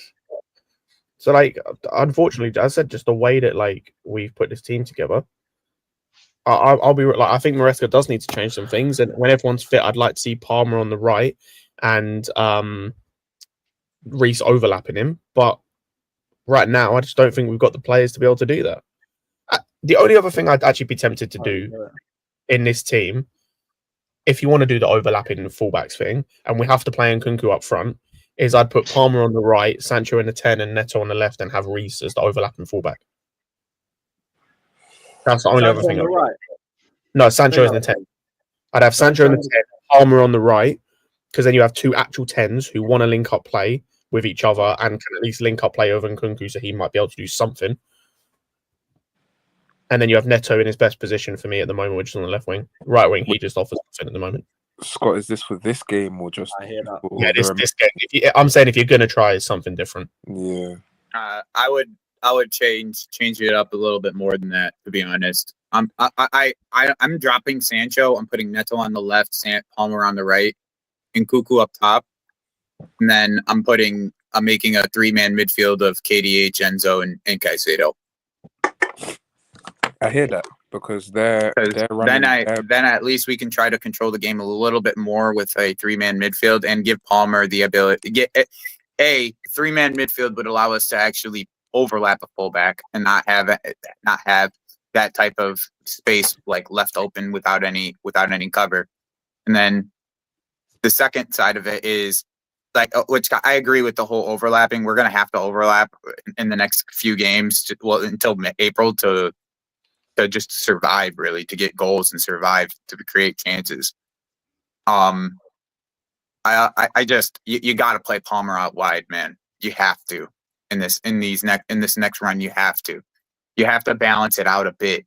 Like this is why I was so adamant about trying to recall Leslie or Andre back in January, because then if we did, then it wouldn't be KDH. You could run Leslie in the 6 and then have Caicedo, Enzo on the 8, and it'd be a balanced situation for us. But now it's just there's no real lineup that's going to provide full balance to this team, regardless on what we say. Like regardless, because we don't have 2 inside forwards with a false 9, because that's what we have. We have a false 9. We have a bunch of the best way we could get 2 inside forwards with a false 9 is realistically going, There like isn't I a said, Neto Palmer. Mm. So like that's like best case scenario for that. Then like the midfield circumstance, like just scrap the 10 in totality, play the way that you were playing before, I guess, is the way that I would assume, with KDH and Enzo up in the 10s trying to help in those areas rather than it being Palmer. Have Palmer out, get isolated on the wing, and then have KDH overlap him on that side if you're not going to overlap the fullbacks. Like, if you want to stick to this formation, you have to stick to the style. You have to play real midfielders. You can't play Palmer in there because of the lack of guile up top when we need him up top to create to score, not to create at this current moment. Loki, You know, yeah, That's I fair. put that Yeah. in midfield. Do you know the worst thing about all of this is, like, I not agree, midfield. like, we need to change, but, like, bro, all of the formations and system changes, when we're saying there's still so much, like, that doesn't really work Other despite issues. all Yeah. of that. It's just And like it's just- imbalance in the squad, Yeah, regardless like, on how we look at it. yeah, it doesn't matter what we do, there's an imbalance somewhere, and it's like just comes Squad back to the building same has been issue fucking again. Well, pathetic. like if you look at if it and it wasn't even like it's not necessarily like the whole striker situation. Like if you fill the midfield the right way, right, and you brought back Leslie, then the balance in the midfield would at least allow you to play without Lavia, but have the same type of player around that can do the similar things to what Lavia does. That's exactly what Leslie is. We sit here and we say, why did we get a replacement for Lavia, like a backup to Lavia or a backup to Fofana? Bro, you had one. You just let him go on fucking loan. Facts, and it's like It's like you had two. You let both of them go on loan. Like, and Joey, I was having a conversation with Charlie yesterday. I was having a conversation with Charlie yesterday on a stream, and it was like we were talking about next season, what we do, and I was like, when it comes to like the midfield for next season, bro, don't touch it. You've got the perfect midfield for next season. You do not need to touch that. You keep the two midfielders we got on loan. You probably sell Lavia just because of the fitness issues, but even if you want to keep him, that's fine. He's probably not going to play much. And you've got the two starters. You've got the perfect midfield core. You somehow found that you like. Oh shit, yo, Kai, big up, man! Big up, Congratulations. Kai. Congratulations. Thank you, man. He Big got up, a son. bro. Hell. He got a son earlier than mine, man. We were Yeah, supposed to man! at the same time, man. Congratulations, little one. Cheers, man. Thank you, guys.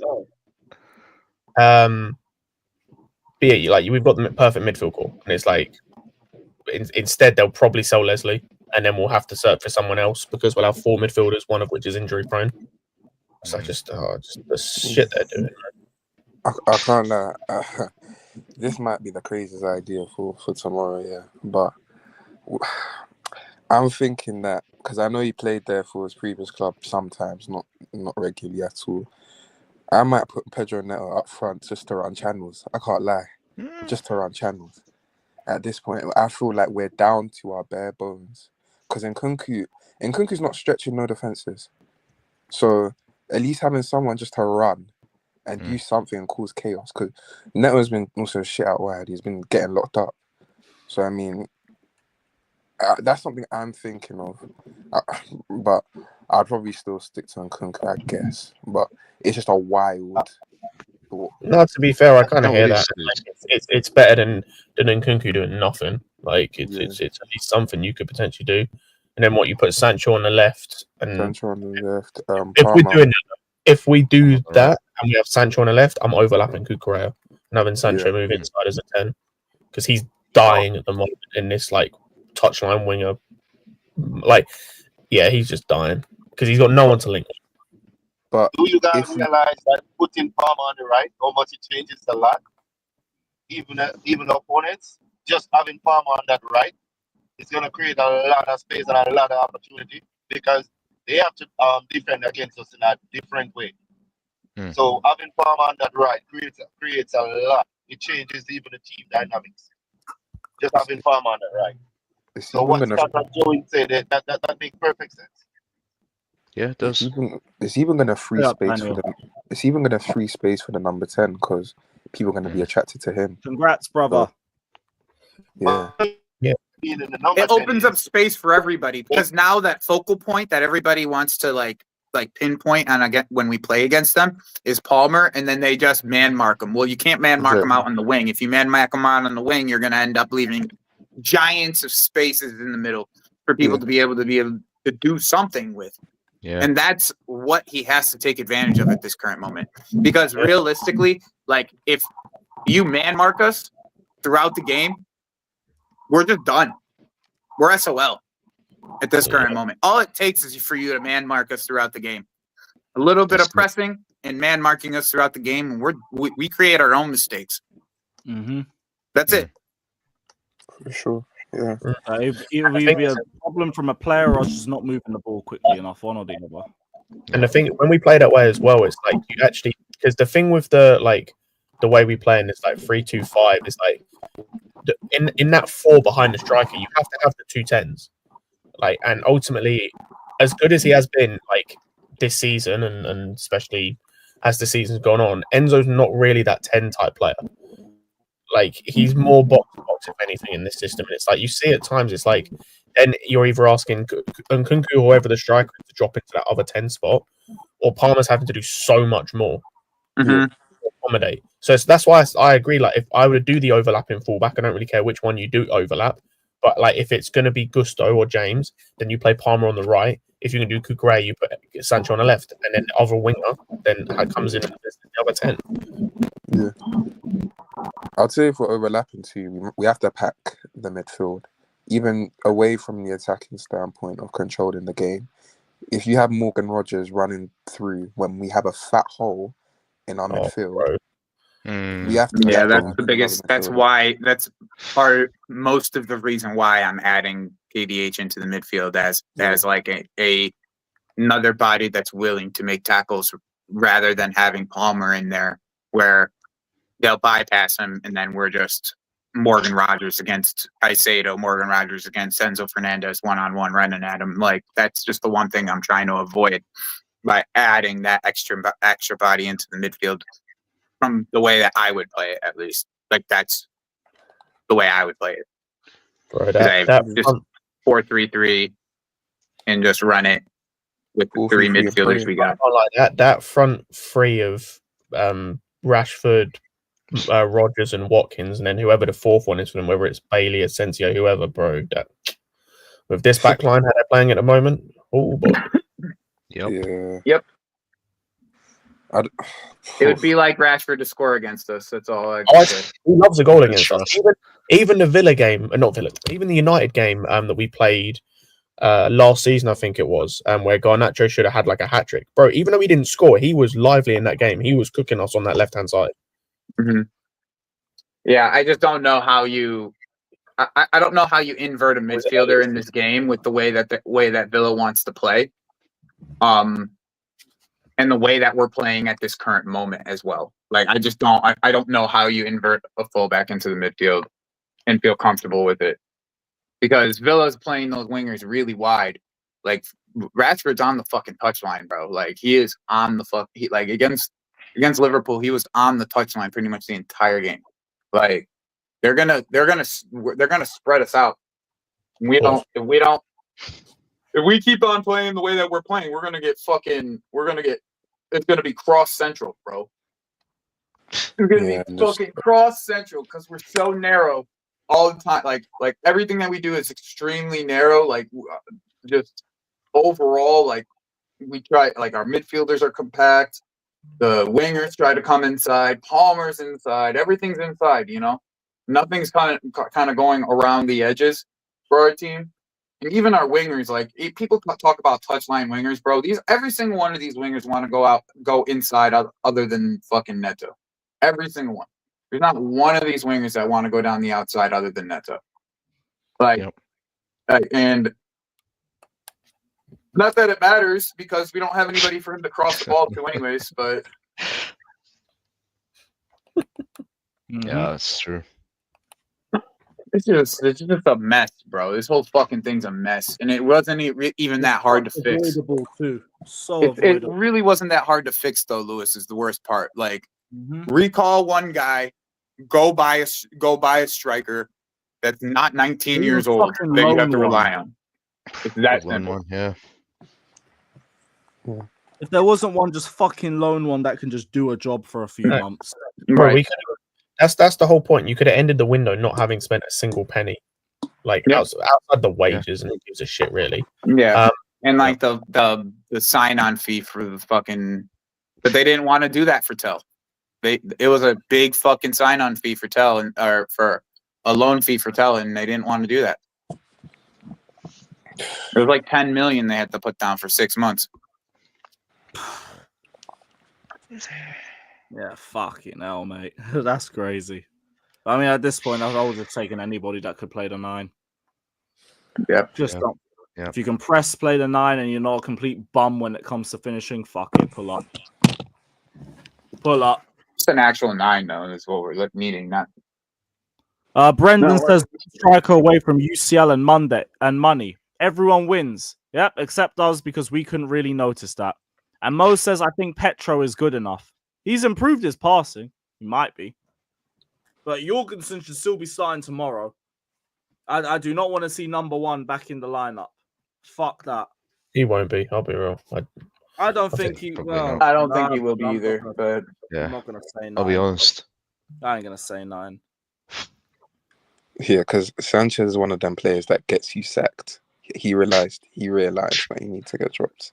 Maybe a bit too slowly. I feel like also he kind of played games with it the other day, where he was like, if Sanchez wanted to get back in the team, I told him he had to have a haircut like myself. Like, that means you're just not getting in the team, bro. Like, it just means you're not getting in the team, bro. Like, it better be that straightforward.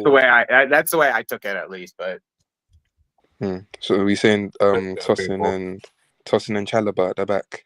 No Cole. Yeah, well, inshallah, but that's where the one I don't think will happen. I think we'll stick with Colwell. I'll be real. Can I be honest? I wouldn't even play those two. Like, if I had my choice, I would be playing a centre back partnership with Tosin and Achimpong, but that won't happen. So yeah, that won't happen either. Yeah, it won't happen. But I back it.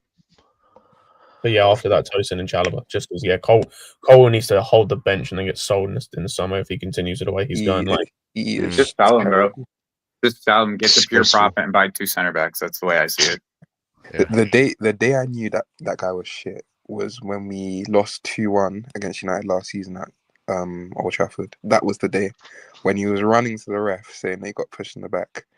Bro, he's doing it. Like, he's done that in the last 3 games. His last 3 starts. Fucking biggest pussy in the game right now. His last 3 starts, he's had 4 errors leading to goals. Wait, does he wear Terry's shirt? No, he changed it. He changed the number, yeah. Yeah, he now wears silvers. In other words, Thiago. Bro, he needs to leave. He needs to go back to Brighton or something. I don't know. Not here. Hell no. John Terry's sitting there like somebody will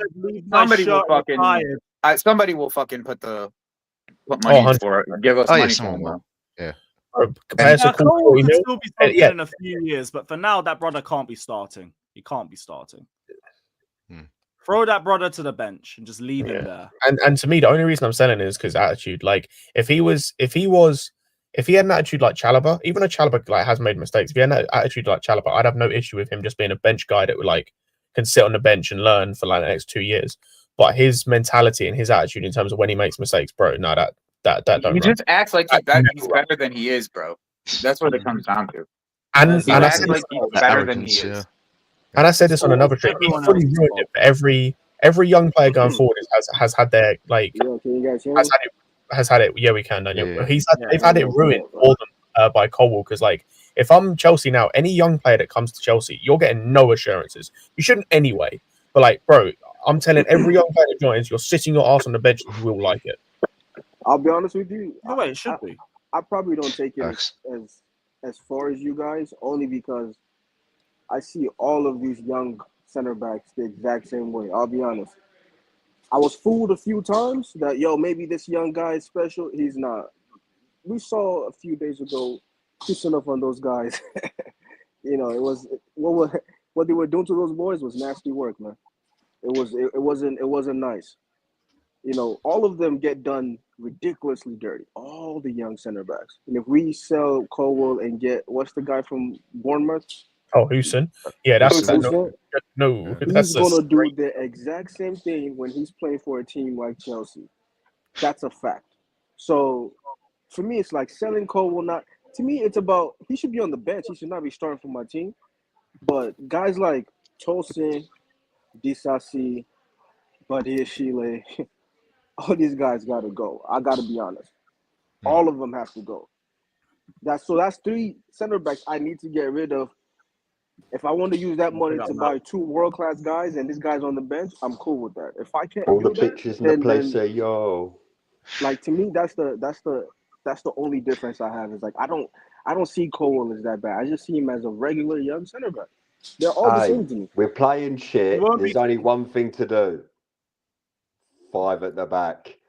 Come on, this is the money maker. Yeah, I'll This be is the real. I banker. wouldn't This even is be the too one that against the couldn't fail. pragmatic thing still. This is the come on. We're Chelsea, mate. We live on 3 at the back. This is what we know. This is what we do. We are doing 3 at the back right now. That's what part of the issue has been. Bro, you think I want to play more of these terrible centre backs? No, thank you. Yeah. Bruv, 3 at the back has always done us wonders. Let's fucking have it, mate. Villa, no way. Just on that Cole thing though, Daniel, like I hear it. A lot of them, I'd be happy to get rid of most of them. Cole, I won't write off now just off age, but that's also the reason why he can't be untouchable. He should not be untouchable. The Houston thing, by the way, I agree with what Daniel said. Like the fact I'm seeing people want him is nuts, considering all you've done is cuss Cole out for like a whole season, and understandably so.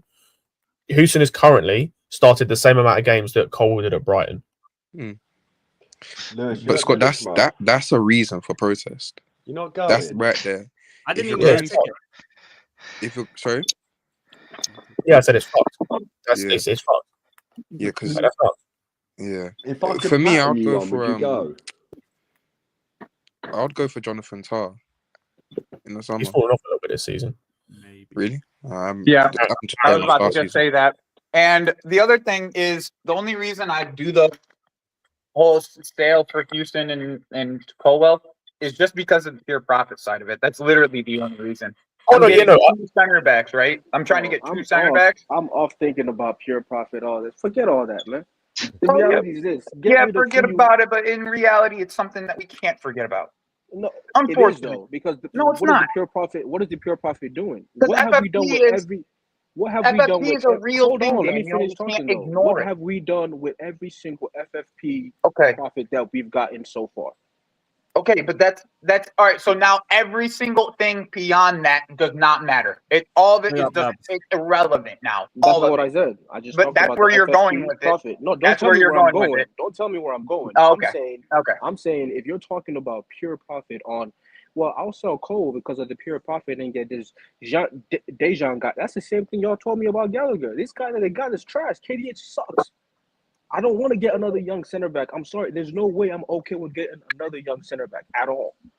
I'm not okay with that. fair. If you want to sell Cole, if you want to sell Cole, I want a young center back and an old center back with that money. That's what I'm saying. I don't. If you're selling, big up, guys.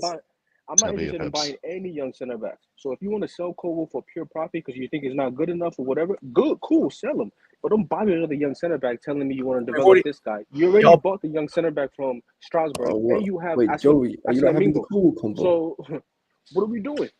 Joey, I'll be real. Like, we already have our young centre backs, even if Colwell leaves. Like, if Colwell leaves, then to me, the young centre backs in the squad should be either Anselmino or both, right? Like, those are the young centre backs. Otherwise, like, for me, I think Josh has been the closest academy player so far. I think he's closer than George and he's closer than Raksaki and all the others. I forgot about Josh. I didn't even count Josh. I was talking about he's to me, he's the closest guy where it's like he's probably the closest one to having regular first team minutes and like being a regular part of the squad. I think he's closer than George is. So he's like my 5th or 6th choice centre back next season. Okay, and like, let me rephrase what I want to say. No, Scott, okay, let me rephrase it real quick. I want to sell Colwell to build the defense. Not necessarily. It doesn't necessarily have to be Houston for me. Okay, like I haven't been like I'm not like headstrong on getting Houston, but it just feels like that's the route we're gonna end up going. But if we do get Houston, it has to be Houston plus a experienced center back. Like it has to be Houston and an experienced center back. That's my whole point behind it. Is like I feel like the money that you can get for Colwell could potentially rebuild the defense. Get the two center backs that could potentially get. How much do you get for Colwell? The 50 million plus pure profit. In this current market, no, I'll be honest, you're not getting that much money for Cole. You're getting maximum. How much is Hussen's release clause? Isn't it 60? No, it's 50. 50. So then, I'm basically doing a 1v1. The only profit I'm doing is how I'm. Hold on, let me finish talking. Yeah. The only thing I'm doing now is I'm spreading out the payments over the 5 years, right? There's no transaction win there. It's just that you get the pure profit. You can put Colwell's profit on the books now, and you can spread that kid's profit over the course of how many. But then when you think about it, if I spend 50 on him, what top center back am I going to get? Older center back am I going to get there? You're not getting any. You're not. What is the? Listen. I know these guys are not going to go out there and we're going to get this 60 million or 50 million young center back from Bournemouth, and we're also going to. And Bournemouth doesn't really have to sell, so they might charge even more than that. And they have a release clause. So I forgot about that. Wait, but hold on. Then a release clause also means you have to pay it right away, which means you get the 50 from Colwell, and then you pay the 50 right. So you're just doing a swap. So what are we doing here? That makes even less sense. That makes even you're less ignoring sense pure profit. You're just ignoring pure profit in its entirety. That's fine. You don't want to ignore it. That's fine, bro. But you're ignoring it for the sake of the everybody else understand how? Can I ask you a question? Hold on. No, Dan. Because I want to ask. How does it make sense if you're paying release clause, you're paying the 50 million right away. So whatever your pure profit you get is off your books in that same year right away. You can't spread it on 5 years. Pure profit FC. What the hell is he talking about? Your pure profit doesn't matter if you buy another young guy that you pay a release cost for. How am I ignoring it? I'm saying it doesn't matter. In that scenario, we'd probably do what we've done with the other ones with like Enzo. You pay more than it, right? Yeah, 55, 60, and then spread it out over like 6 years or so. Hey, I want to ask the whole panel a question, right? And I want. You know, so funny. So all the pro profit that we have been doing for over these years, have it ever benefit Chelsea? Once again, we're going right back to the same thing I just said just a second ago. So just because it's pure profit, okay, you don't want me to finish. Just because it's pure profit does not mean it does not benefit. It cannot benefit us in the future. Just because it didn't in the past doesn't mean it can't benefit us in the future. It's like you're just making it. So from now on, every sale every buy that we ever make, it's garbage. Just before they even step on the field, just say it's garbage, because that's what your guys are doing pretty much by saying that. No, you're we didn't benefit from pure profit. These sporting directors are idiots. No, it's about everything. But you could fix it. Everything is this. This thing can be fixed. We're talking about one thing. We're talking about the focus on one thing, and you're talking about, well, that means every signing and everything means this and nothing matters. No, that's not what we're saying. Daniel, how the fuck does it not correlate? Tell me how the fuck does it not correlate? Because I just explained it. How does it not correlate? What does anybody else? Because I'm not going to do a yelling match with you. Let me adjust what Joe. Professor, let him go. Go on, Daniel. Does anyone understand what I'm saying? Is if you sell a guy for pure profit, meaning you get that 50 million on your books right now, because you don't have to pay anybody an amortization fee for that player, right? That's where the pure profit comes from. If you pay a release clause, that means you're giving away the pure profit. If you pay more than the release clause, what top player is Chelsea going to get if you're paying more than a release clause for this kid? What top player are we going to get with him is my question. So I'm supposed to have faith that if you're going to sell Colwell for pure profit, you're going to sign this kid from Bournemouth for 65 million because you want to spread it out more and you want to ignore the release clause. Cool. So what top center back am I going to get? Because I already told you how I feel about him. I think he's just the same as Colwell. I think they're no different. So how does my point not make sense right now? You basically top center back. So here's the thing: you keep on asking for names. You keep on asking for names like it's my fucking job to give you names. I don't know. It's not my fucking job to give you names. I'm not asking for names. I'm asking for. Well, you just did. You just said what top center back? Oh my god! What do you mean, bro? You just changed the fucking thing. You just said what top center back? I say okay. You're trying to. Jerry, let me You don't want to even listen to yourself talk. I'm listening to you talk. I just try to answer your question, and then you're just, that's not what I'm saying. Cool. Okay, you're then. Trying to you're purposefully being idiotic and trying to misunderstand what I'm trying to tell you. You're purposefully doing this. No, you're just not explaining it. So they're gonna. So if they spend $65 million on a young 19-year-old center back, what are they going to spend on this top center back that I want? Daniel, what top center back is there available for you to go and get? All right. There's no point in us talking. Yeah, there is. Because you're trying to spin my shit. You're trying to spin my shit. Hang on. So this is a stupid conversation. You want top center back, but you can't tell me a name. But then you're asking me for a name. I said Marquinhos plenty of times. Regarding what you're saying about what we were talking about the pro profit, Joey. Talk about Marquinhos. So you're saying because we didn't get it right. Let me finish, brother. You've been talking all this time. Let me talk. Joey said what we're gonna do because it's wrong in the past, so we can get it right. Do you trust this sporting directors to get any transfer right when it comes on to pro profit? We're changing the subject again, though. Because I know that I've been the one sitting here. I've been the one sitting here forever. What you said to me. I didn't get the chance to adjust what you said to me because you and Daniel were speaking. That's fair. Lads, can I ask you a question? So is the context of this, Joey, you want to sell Cole in the summer? Yeah, I would like to sell Cole in the summer and try to rebuild our defense with it, with whatever money is left. But I don't trust this sporting director to get anything right.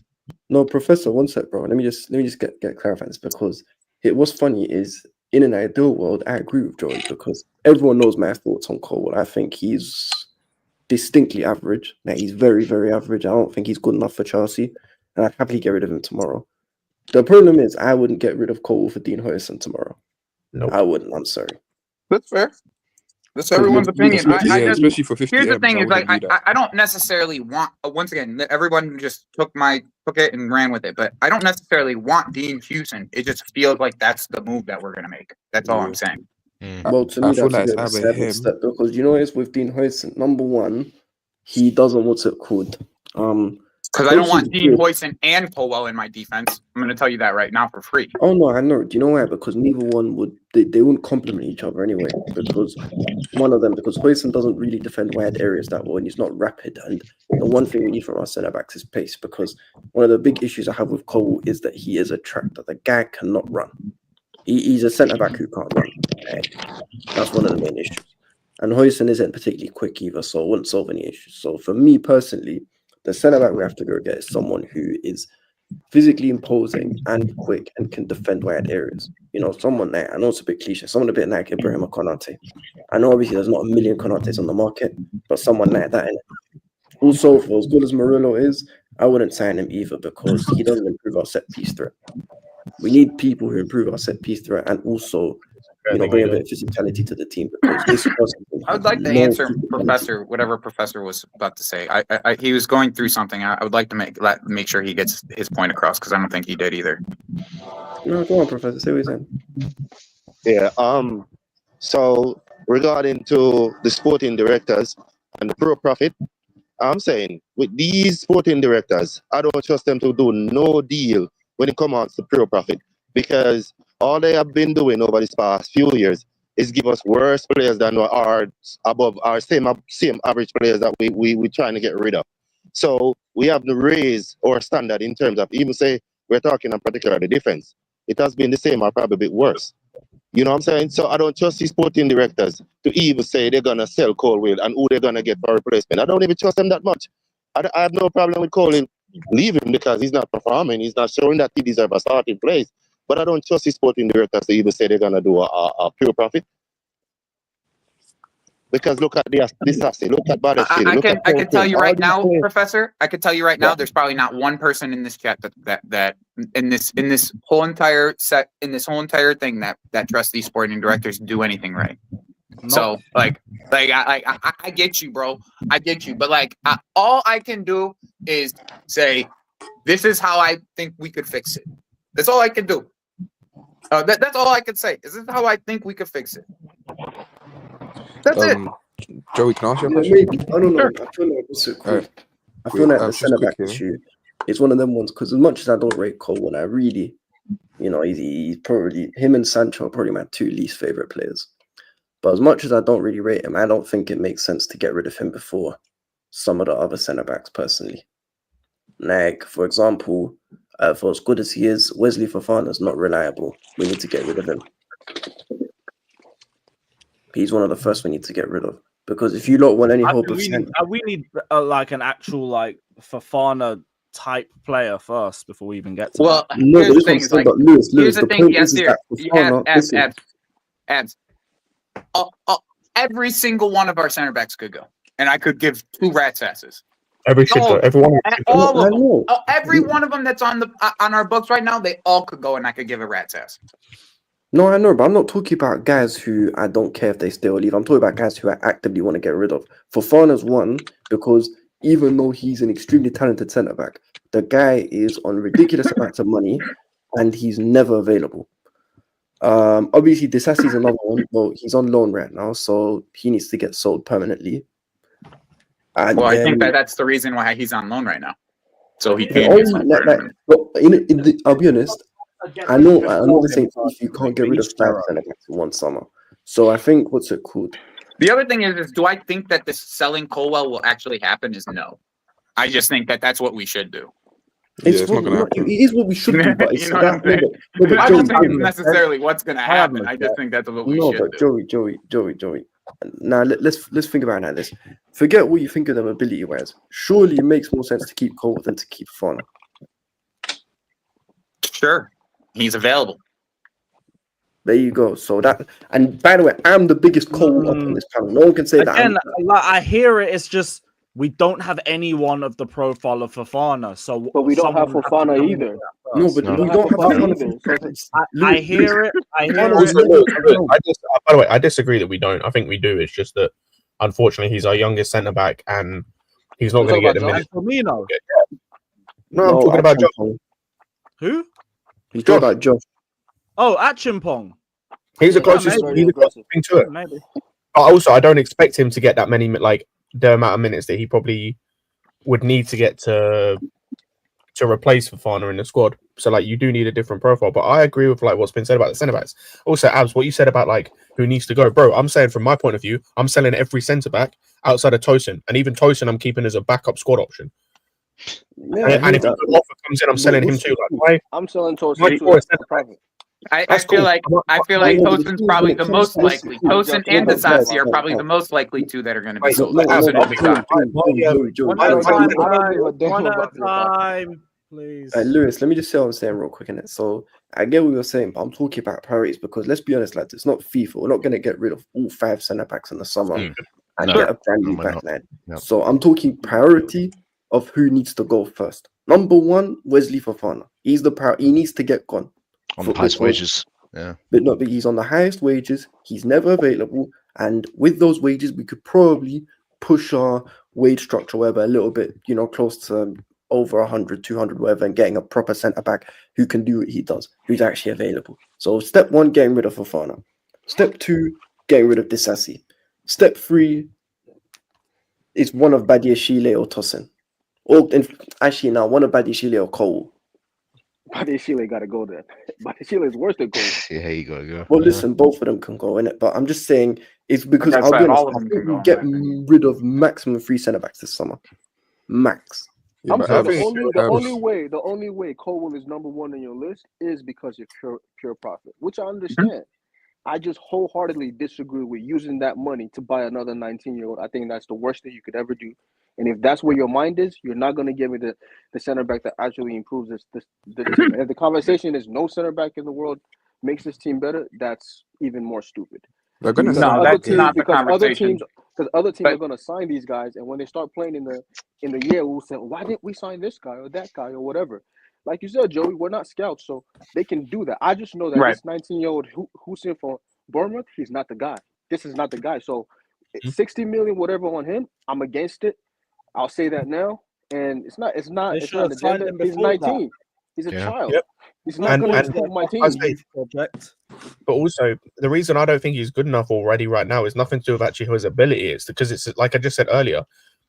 The same people asking for Houston, or a lot of people asking for Houston, will be the same people telling me that Colwell isn't good enough to play in this team. They played the same fucking before he came to Chelsea. Same amount of time, yeah. Same games. So how are you telling me he wasn't good enough in 1 year? That doesn't make sense. No, bro, I get where you guys are coming from.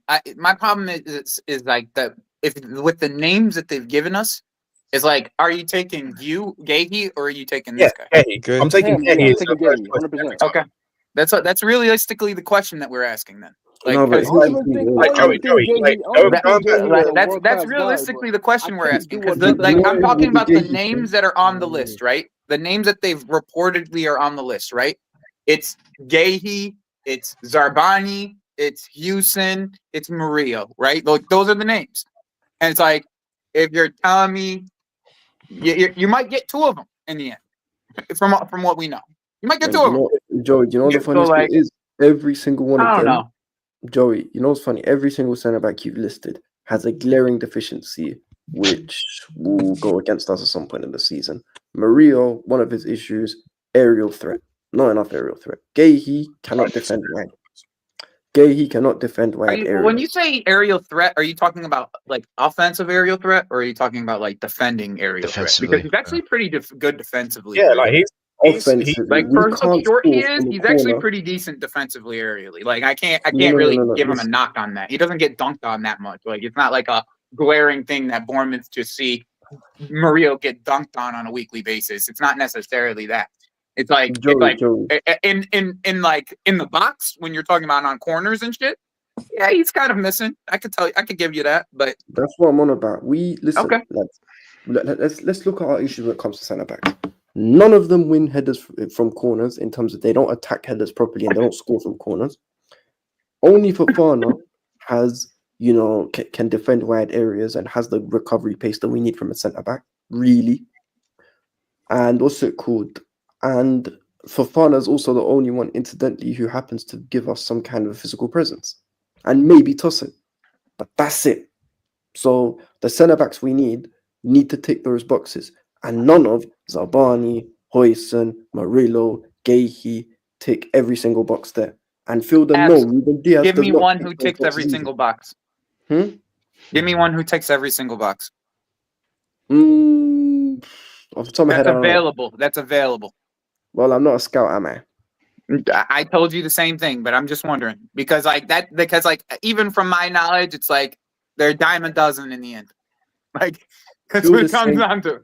It's like even from my knowledge, right? Even from like all the ball knowledge I have, it's a dime a dozen. Like Christensen isn't the greatest aerially either. Like, let's be real. Like, Phil is saying man. He's got potential. Listen, do you know what? There's one guy who's his 28-year-old potential. No, Joey. There is one guy at Inter. 30-year-old potential. Go for it. There's one guy at Inter. I would take Christensen back, by the way, but yeah. No, there's one guy at Inter who maybe would have filled that role, but he just signed a contract. That's Bissek. But then again, Bissek, you could be like, oh, he's not. That's my boy. That's my boy. That's that. But he's also young. That's what I'm saying. So he's Colwell's age. He's Colwell's age. It's a techie one. Actually, no. Bissek is older. Bissek is born in 2000. So nah, he's 20. Yeah, I think he's 2022. 2002. 2022. Yeah, he's 22. He's 24. Okay. 24. He's 24. He's 24. Also, can I ask you guys a question? When you guys you just listed my favorite center back in all of world football, so I can't disagree with that one. No, why did you list him? You telling me about who? Because he just signed a contract. So what? That's what. You don't go to Inter Milan. Try to go buy one of their players that just signed a new contract. We saw what happened the last time we did that. Yeah, you do. Yeah, true. If that's what you need. That's you know what's funny? This is actually I don't know about this Bissek guy. I'm just saying, like, if we need a certain son of like, well, let's stop this. Like, I think we got to negotiate this. Maybe if we get this young guy and then we build him, it's not gonna work. None of it. Please. So Daniel, you willing to spend $100 million on a center back? Listen, yes. Okay. Is the guy you're telling me he's this? Yeah, he's getting go sign him, bro. Like, aren't you guys tired? Okay. No, I You're get you. not tired? I get you. I just said okay. Like I don't disagree with you, bro. I don't disagree with you. I just know how these guys move, bro. That's my problem. I know how they move. That's my problem. Lads, can I ask you a question? Now, this is a very important one, though, isn't it? You know, everyone talks about our young centre back inexperience and all that shit. What do you guys define as experience? Is experience just an age thing, or is it how many games you've Amount played? of first team minutes that you've had.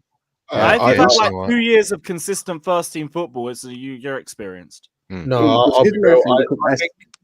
I think seeing the whole Badiashile thing, I think it's both.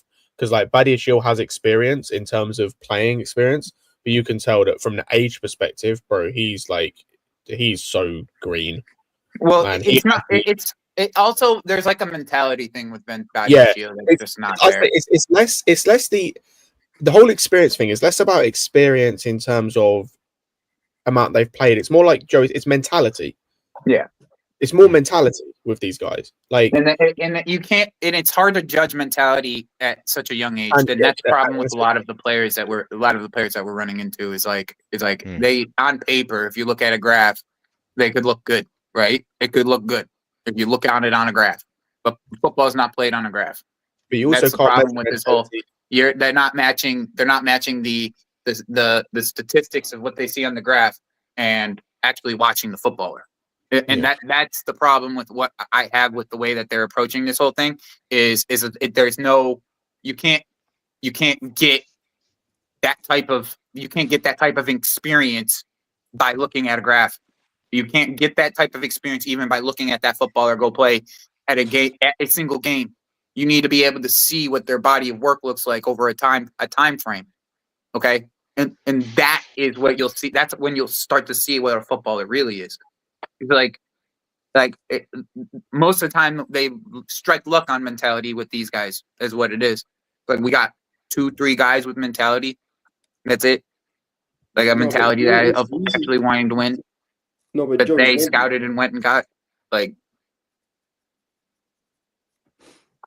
Joey, sad in the end. Do you know what it is? The reason why I asked that is because I feel like people, when they're asking for certain guys, sometimes I feel like Chelsea fans don't know what they're asking for, in the sense of they don't know when people are saying experience, saying 27-year-old, whatever. So just to give an example like this. So Victor Gyökeres is going to be 27 soon, isn't it? Mm-hmm. Now Victor Gyökeres has not played in a top 5 league in his career, innit? I mean, he's not played in the Prem, Syria, La Liga, whatever. He's played a few games in the Champions League. He's played a few games in the. Hey, he's ex-Brighton. He suits us. In the Champions League. Now, what's it called? No, but Joey, people say that Victor Gyökeres is experienced, but when you actually look at what he's achieved in the body of work, it's not that experienced. Exactly. So this is why I'm saying that. What do you define as experience? Because Jude Bellingham, for example, when he went to Real Madrid, here's the thing. Here's the thing.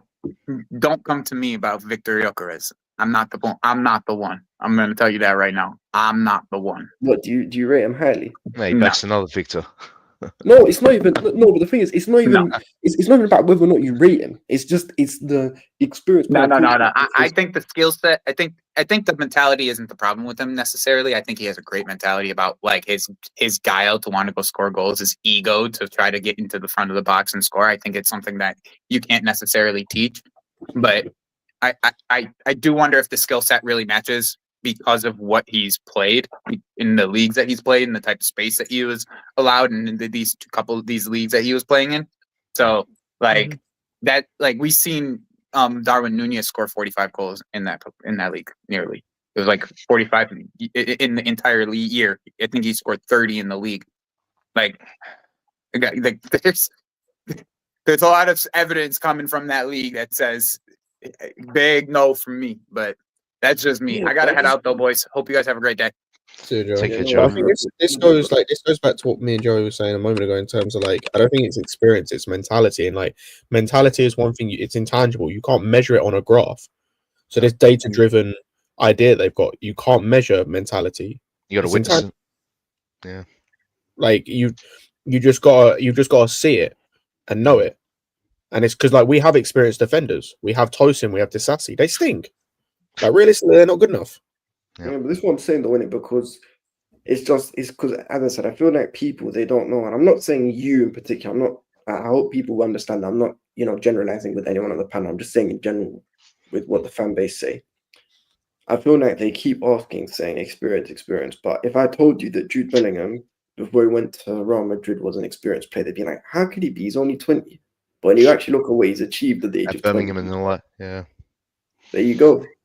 So, but that's why I'd say, on the directors, you have to identify the cream of the crop before they've actually, peaked. Exactly. That's their problem. They're getting that shit wrong. Because I know when they first came in, they were like, oh, we want to sign players for cheap before they go to other clubs and then we sign them for big money. If you do that, you need to make sure whatever you're looking at before you sign that player shows that they're going to be an absolute well-beater. But Sam, it's more than that, because I agree with you. But the reason why that the likes of Caicedo or Baleba now or whoever are going to these Brightons and other clubs, or Bellingham, for example, are going to these other clubs and then being sold for 100 million and doing well, was because even though you're right, they identify the right profiles and the cream of the crop, when they get there, they're developing them correctly. Like, we've signed guys who, I'm not saying they could become the cream of the crop, but they might be.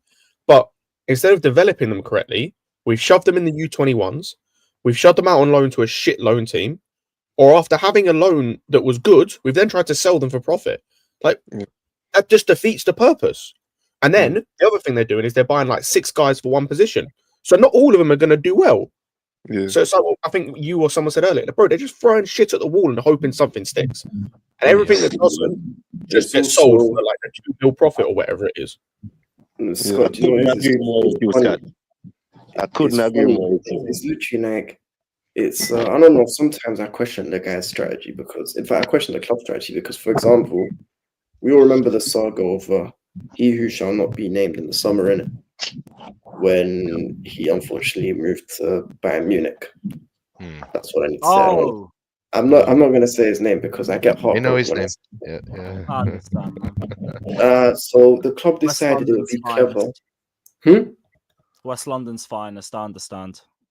Yeah. So what was it? But then this club decided that it would be appropriate to go and give that same money, which they didn't want to give to who, to Jadon Sancho, because if you lot don't know, Chelsea are currently paying £200,000 out. Bullshit. It's 100k, bro. It's the same thing as Sterling. Man lowered his wages to 200k for the loan move, and then it's 50-50 each way. No shit. Okay, I know there was a report a few weeks ago. Sterling didn't lower his wages. That's bullshit. Sterling's taking 100. Sterling's taking 100k from both clubs too. No, we're paying 160. Apparently, we're paying more for Sterling. I saw the same thing where it was 100k both ways. Let me check. I think you might be right. He may have lowered it by 100k, so I think it's 250 altogether. But we're paying 160 of it. No, Sterling's on 162k a week. He's on 160. It's Sancho that was on 100k. Yeah, Sancho's on 100k. 100k. I swear Sancho was on 200, but okay. No, there was a report that said that. I know which one you're on about, but it's bullshit. That source is chatting shit. Okay, cool, but fine. Thank God then. But even then, let's just add on to it. So they decided to give that money to a Premier League flop, a guy who scored 4 goals in 4 years, and a player who was not wanted by Atleti and did not directly improve the first team either. They just basically gave that money as opposed to someone who, as opposed to someone who could immediately come and improve the team. So I want to know, what did he really fail the medical on Marodion? Because why has he gone to Porto? I'm not talking about Marodion. I'm talking about Elise here. Like, why did Chelsea say to Elise, we're not going to give you 200k, but then they decided to basically give 200k a week to Felix, Sancho, Neto, and all these media guys? Felix is on those. I feel saying on 200. No, I'm saying all of them in total. In total, equates to over 200k in it. No, but in total, it's going to do that. But we know why. They don't want to break the wage structure for him. It's the same thing with Osimhen. Yeah, Felix is on 80k a week. Listen, They're saying they don't want to break the wage Lewis, I structure. already said it. The wage structure makes no difference if you're still top 3 in wages because you pay No, and more. I'm not It's just so disagreeing many. none of that, but he's I know asking what you're why saying. we didn't give Elise those wages, and I know, why no, is I because feel he you. didn't fit the wage structure. And that was a huge mistake. That That is a different conversation, which I can hear as well. Yeah, But like, yeah, that's that the was a huge answer mistake. for it. It's just I- they I- didn't want to give him that money. But it's the wage structure thing. I can't lie. The more I think about it, the more how bullshit it is. I Like, disagreed with it then, and after It disagreeing would with have it been now, like, fine as long as you get the targets, but we don't look like we're getting it now. So what's the fucking point? no, it's the bro. I'll be real. It's bullshit anyway because people only talk about wage bill when players are playing shit. Like everyone talks about United's wage bill because they had Sancho not performing on 350k. They had Varane being injured every week on 325, whatever it was. They had De Gea playing like shit on 300. That's why they cared. No one gives a shit that Haaland is on like 400, over 400 grand a week. No one cares because he performed. If you're no one cares. De Bruyne is on 375 a week. No one cares because they win. It doesn't matter. If you win, no one gives a shit. It's the same as the price tag. If a player plays well, it doesn't matter whether they cost 10 million or 100 million. No one cares. How many people are bringing up Caicedo's price tag lately? How many people are bringing up Enzo's price tag? That's it because obviously those guys, they're effective players. Like, they affect the game positively on a consistent basis. And that's a major issue in this team. A lot of our players are ineffective. Like, some of them look pretty, but they've got no substance to their game. They're just, they're show ponies. Even then, though, I feel like the Sancho stuff's only coming They from the look last what? couple games, which he hasn't been good at. But like everything bar that, he's been fine. Oh no, I'm not just talking about Sancho. There's a whole heap of guys who fans love the idea of them much more than what they actually are. Sancho is just one of them. Jinky. See, and I think people like that. They like that. to That's see what he's players- been more like the last couple games. Which again, No, I'm but not Lewis, going to I'm argue not- out. He's been crap. No, He hasn't okay, been fine. good enough. Let's forget Sancho. Let's put Sancho Sancho's to not one a side and say terrible he's not player, part of it. but if you sign all these wingers and Nani's injured now, but like Nani was probably the best performing one out of all of them. That's No, it's I don't shameful. think he's the best performing. I just think he's the most Oh, you don't direct think so? one. Nah, I would say Sancho's been the best performing Sancho? winger this season. Yeah. No, Nani's been the best performance. It's I'll be been real. Nani. Probably You not. talking this season? Unfortunately. Nani's been the Yeah, best. this season I think it's been Sancho still. Yeah, I 100%. don't know. Okay. I'm going with Nani, but even if you want to do that, my point wasn't even so much on talking about, let's just call it number 25 because that's where his shirt number is right now. My point wasn't even about 25. My point was about a load of other players, and it's not just him. Pedro Neto's another one. Pedro Neto, the fan base love the idea of him much more than what he actually is. I've been low key feeling that over the last couple of weeks, but I also think again he's also suffered over the whole season with not having that striker, that box present striker. But No, like it's also the fact what that I've he's seen been recently has been like a massive like side eye.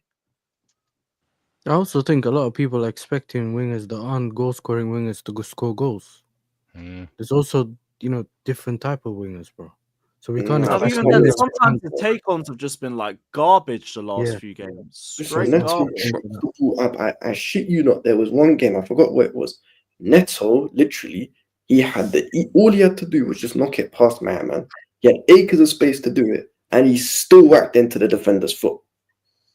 Like, please, come on. And I don't like this striker nonsense, because in the summer, loads of people didn't care. They were like, okay, fine, we can run with Jackson, Neto, Sancho, all these guys. We're good with them. We're fine. So don't do it now. These guys have not performed, and they need to be held accountable for their shit performances. I hear it. I hear it. That's why I'm not even trying to like say anything about Sancho the last couple games, because he's been garbage the last couple games. Same way with Neto. Same way with just all of them, to be honest. Palmer was good against West Ham, and like I think that's about it for the last 4 games. Yeah, true. It's not just them. Yeah. You know what? Another guy who's also been getting away with it, man. For me, listen, I get people want to make excuses of, he's not, what's it called? He's not being used in his correct position, but that doesn't take away from basic effort levels. Nkunku,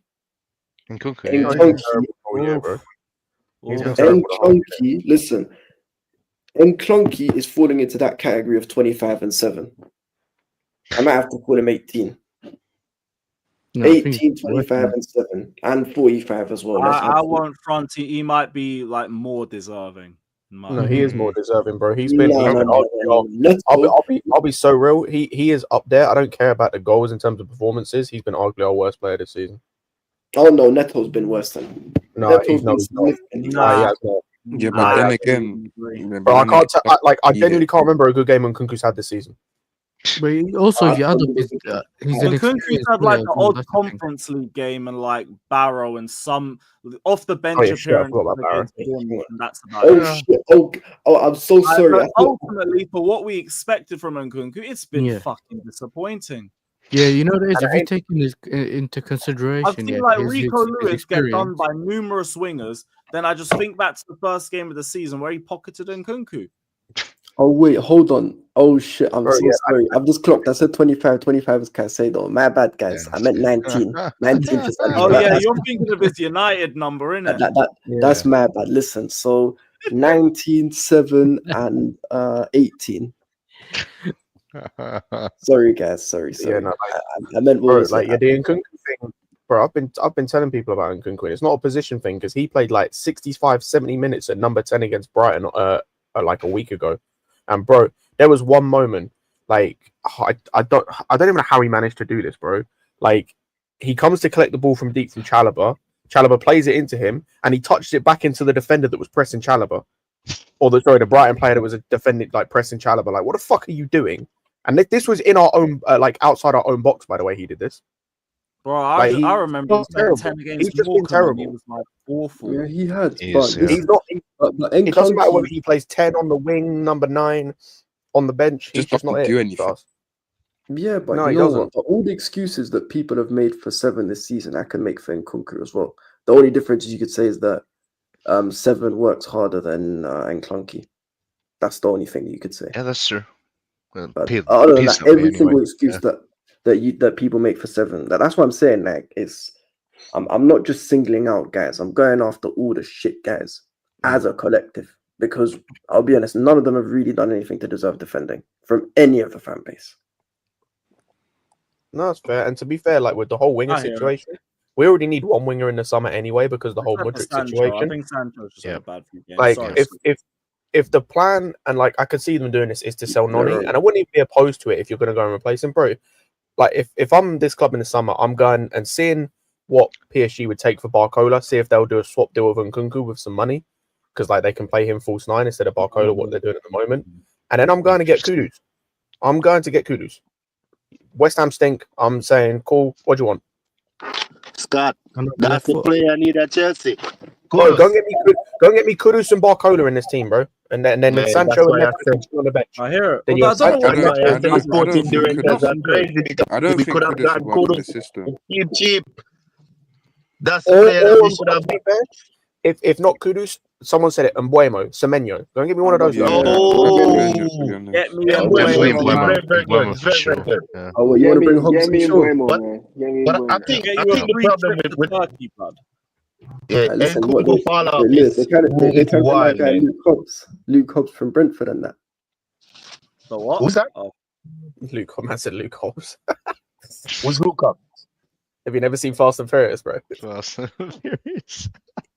What? Who's My that? guy's Hobbs and Shaw, man. Nah, I see it, man. Mbuemo would be a great shout. You know what? They can even have Raz for free on a year.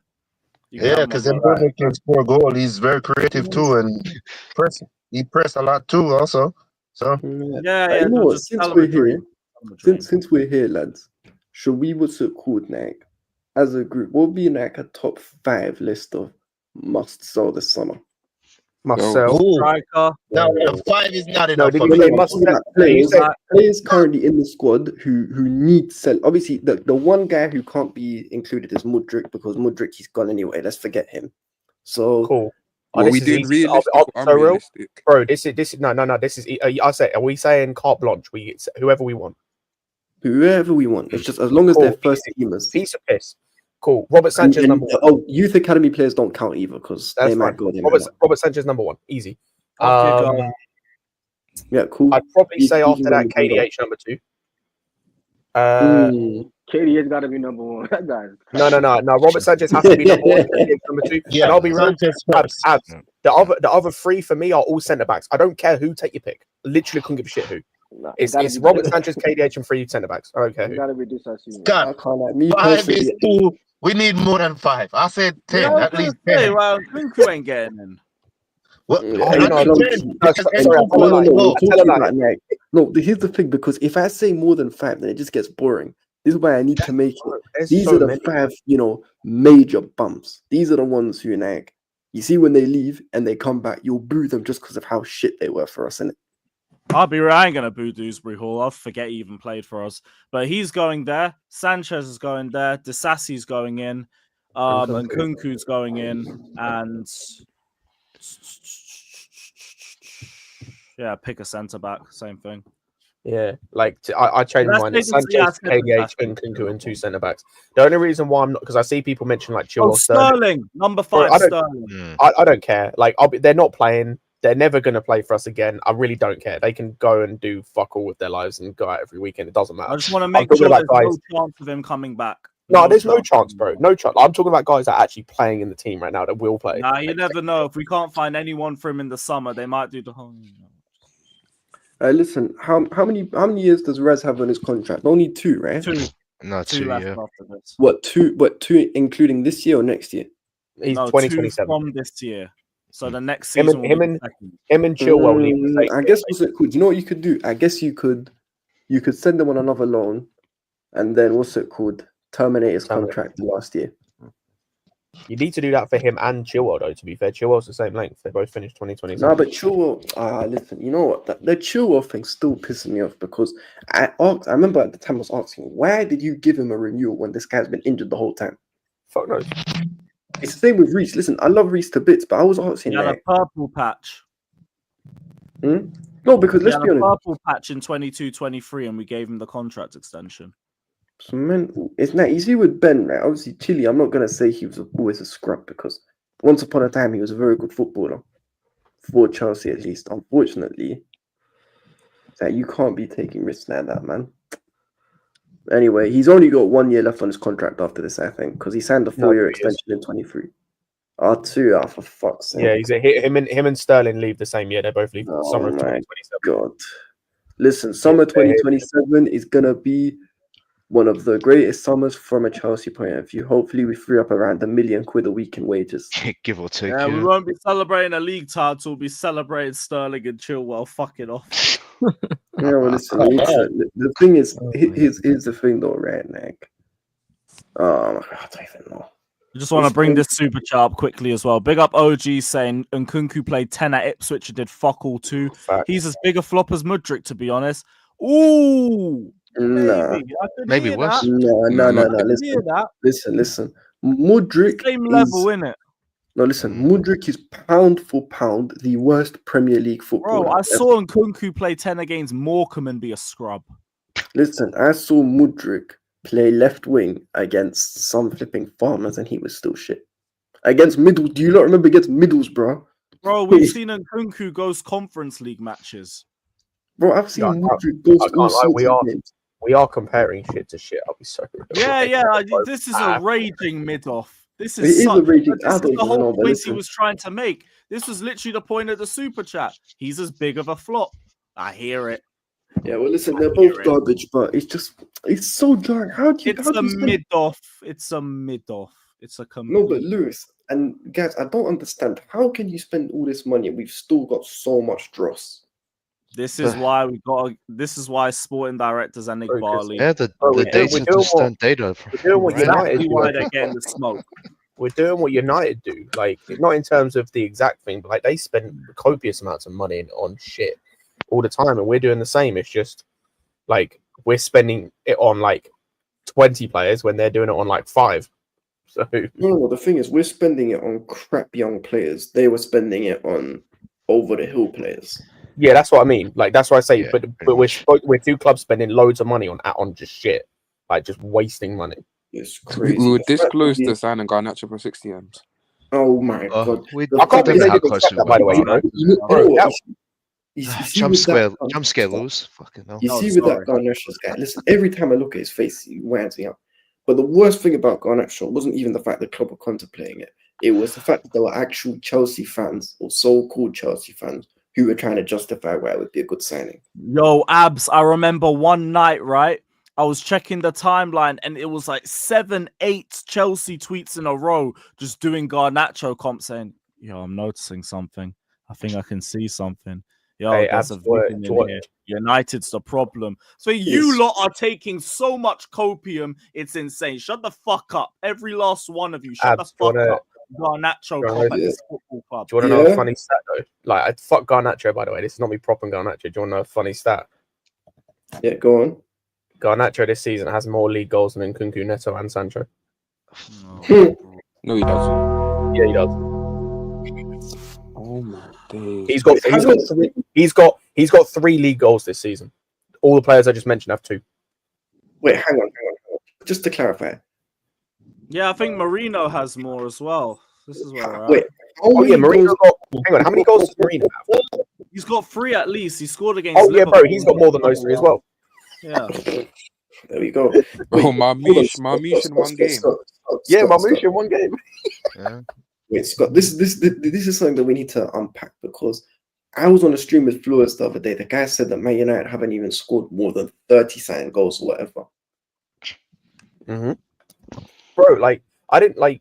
You don't really realize it until you look at it. Like, we've scored. What have we scored? How many goals have we scored this season? Let me look at the table. Wait, hang on. Hold on. 47. Man United scored 28 goals this season, and Garnacho has more than some of our attackers. Yeah. So, what was I say? Oh yeah, we've scored 47 goals. Yeah, like when you deep it, if you take away Madueke, not Neto, Palmer and Jackson, bro, like our next top goal scorer has 3 goals. Like, as much as Madueke has been shit this season or has not been right, the fact he's got 7 goals and as our 3rd top goal scorer, and we needed those 7 goals, otherwise we'd be in a way worse. Like that's why when people ask, like, because I had this conversation with Charlie yesterday, he said, "Oh, why are we so much worse in attack?" And I went, "Because Jackson's not scoring."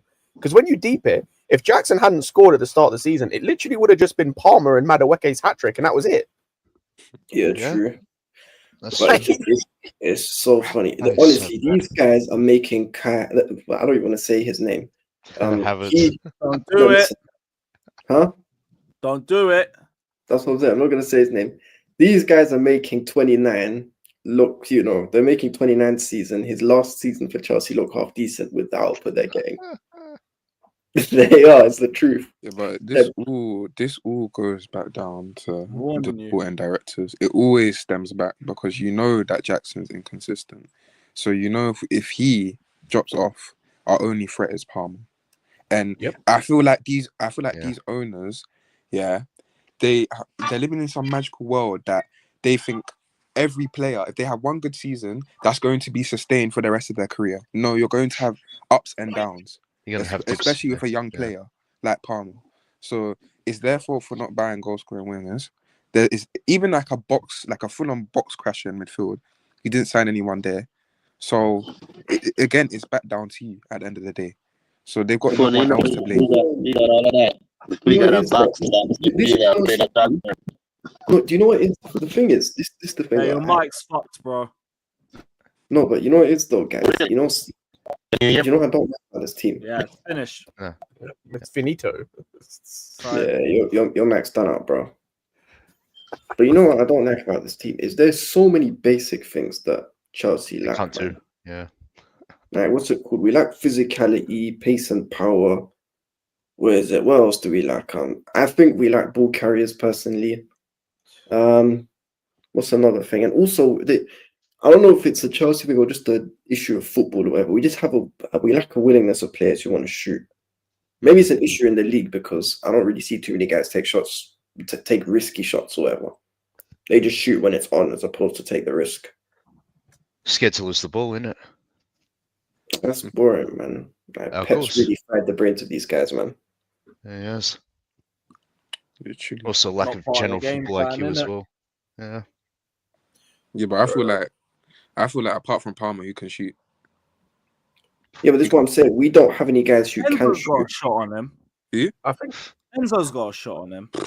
Nah, he really Yeah, doesn't. no, I'll be honest. Like it's like in terms of clean ball striking, it's Palmer, Madueke sometimes, and Reese.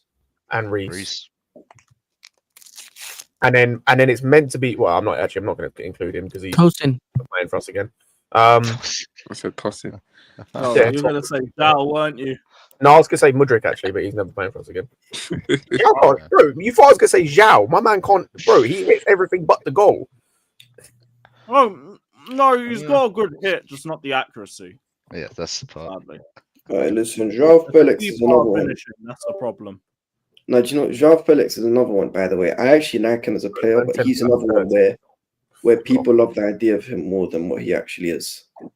Maybe. I think he just give me more than Nkunku. Nothing Yeah, more that's past it. that. I think Yeah, he gives that's me it. more than Nkunku. He does. That's not saying that because no, but the thing is, it's not me saying that João Felix is a bad footballer. Now, when I was saying what I was saying about these guys, apart from Neto, who I think is categorically not great, I'm not saying these guys are rubbish players. I just feel like people have I don't know, they have a mirage of what they think these guys are. Like they look They're at an what enigma. Yeah, that's what it is. Yeah. That's what they think at the minute. Like it's not just that some of the attackers, by the way, some of the midfielders like as well. Like a very unpopular opinion is one about a certain number, 45. I had to get that number right, not 25. Romeo. Lavia. Nkunku cannot. Yep. Why's Lavia getting the number treatment? I prefer not to speak. If I speak, Lavia's I'll be in actually big. good though. He's just not fit. Yeah. Nah, it's The man partly think that. he had the same So- energy for Reese. You He want had to the hear same you energy speak? for Reese. Yeah, but you know he's this. number but 24 then. Like I prefer not to speak. If I speak, I am in big trouble. I'm just But you know getting. this You're with gonna Lavia, call though. him 24 too, aren't you? But you know this with Lavia. His Mm. thing is like, is alarming, yeah, and the amount of time he takes off. At least with Fofana, he was there for a bit, then got an injury, innit? nah, but But with bro, Lavia, See how much former better manager, we bro. are with Lavia, man. Bro, Lavia is all down to our former manager. Blame him. Like this is a guy who was fit an entire season, the most minutes in the league for any Southampton player. He then gets one small little like it wasn't even a proper injury. He just wasn't fully fit. I think that's why he started on the bench for Southampton in their first championship game. And then we signed him, and it took one training session under Poch, and he injured himself, and he got injured. One training session, you know.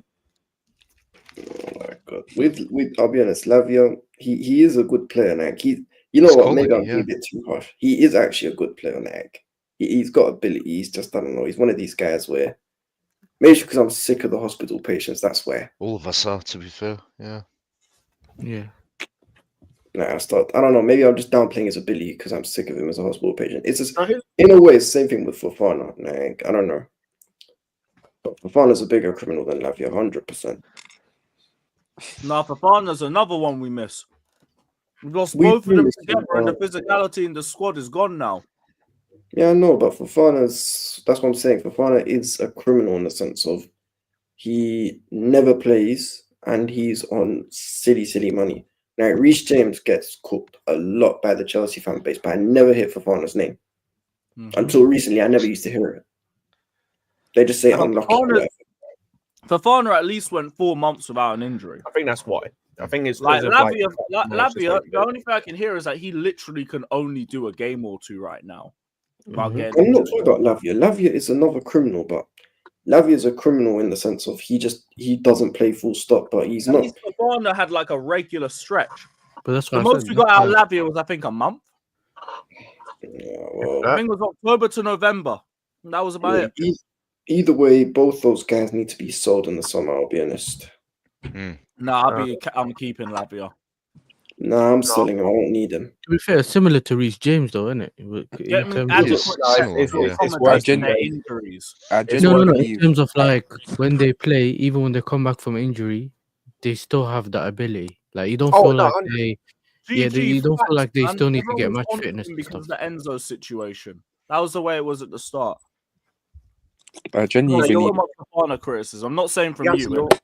You're right in the terms of like he phones when he comes back, but bro, it's just like I'm having the same energy I had for Reece, where it's like I need you fit for at least 50% of the season, bro. Yeah, You're barely fit for like 10 at this point.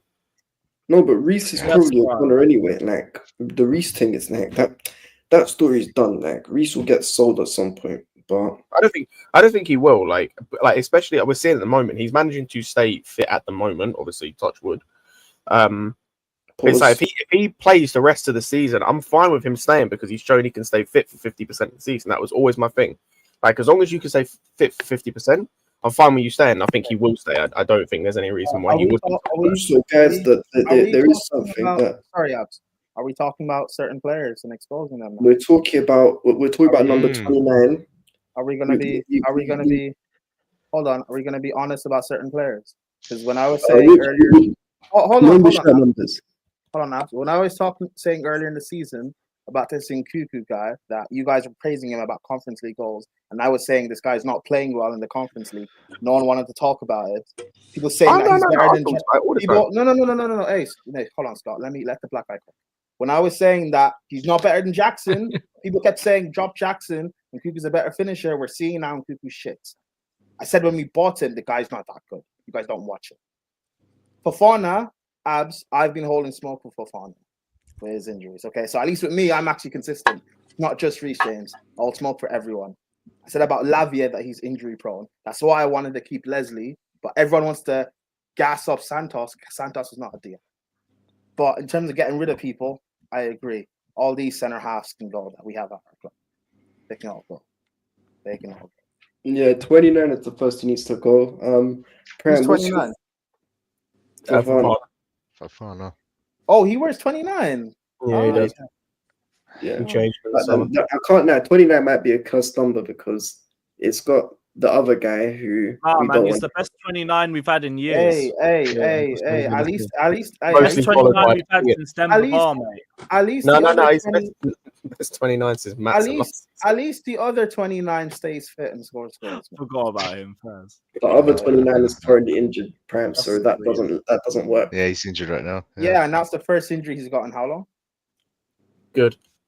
Okay. All right, well, man saying good, bro. We don't have a goal scorer, bro. Okay, cool. All right, well, Prime. All right, so when we're talking about 29, when I'm talking about 29 here, okay, let's just look at 29 needs to go. What's your thoughts on 7 and 19? I'm happy. Well, bro, just we kind of have to keep Sancho, unless you're going to sell him straight away after signing him, but that would kind of be weird. Neto, I don't think we're selling again because of the price. As I said, I'm happy both of them staying as long as they can't both start next season.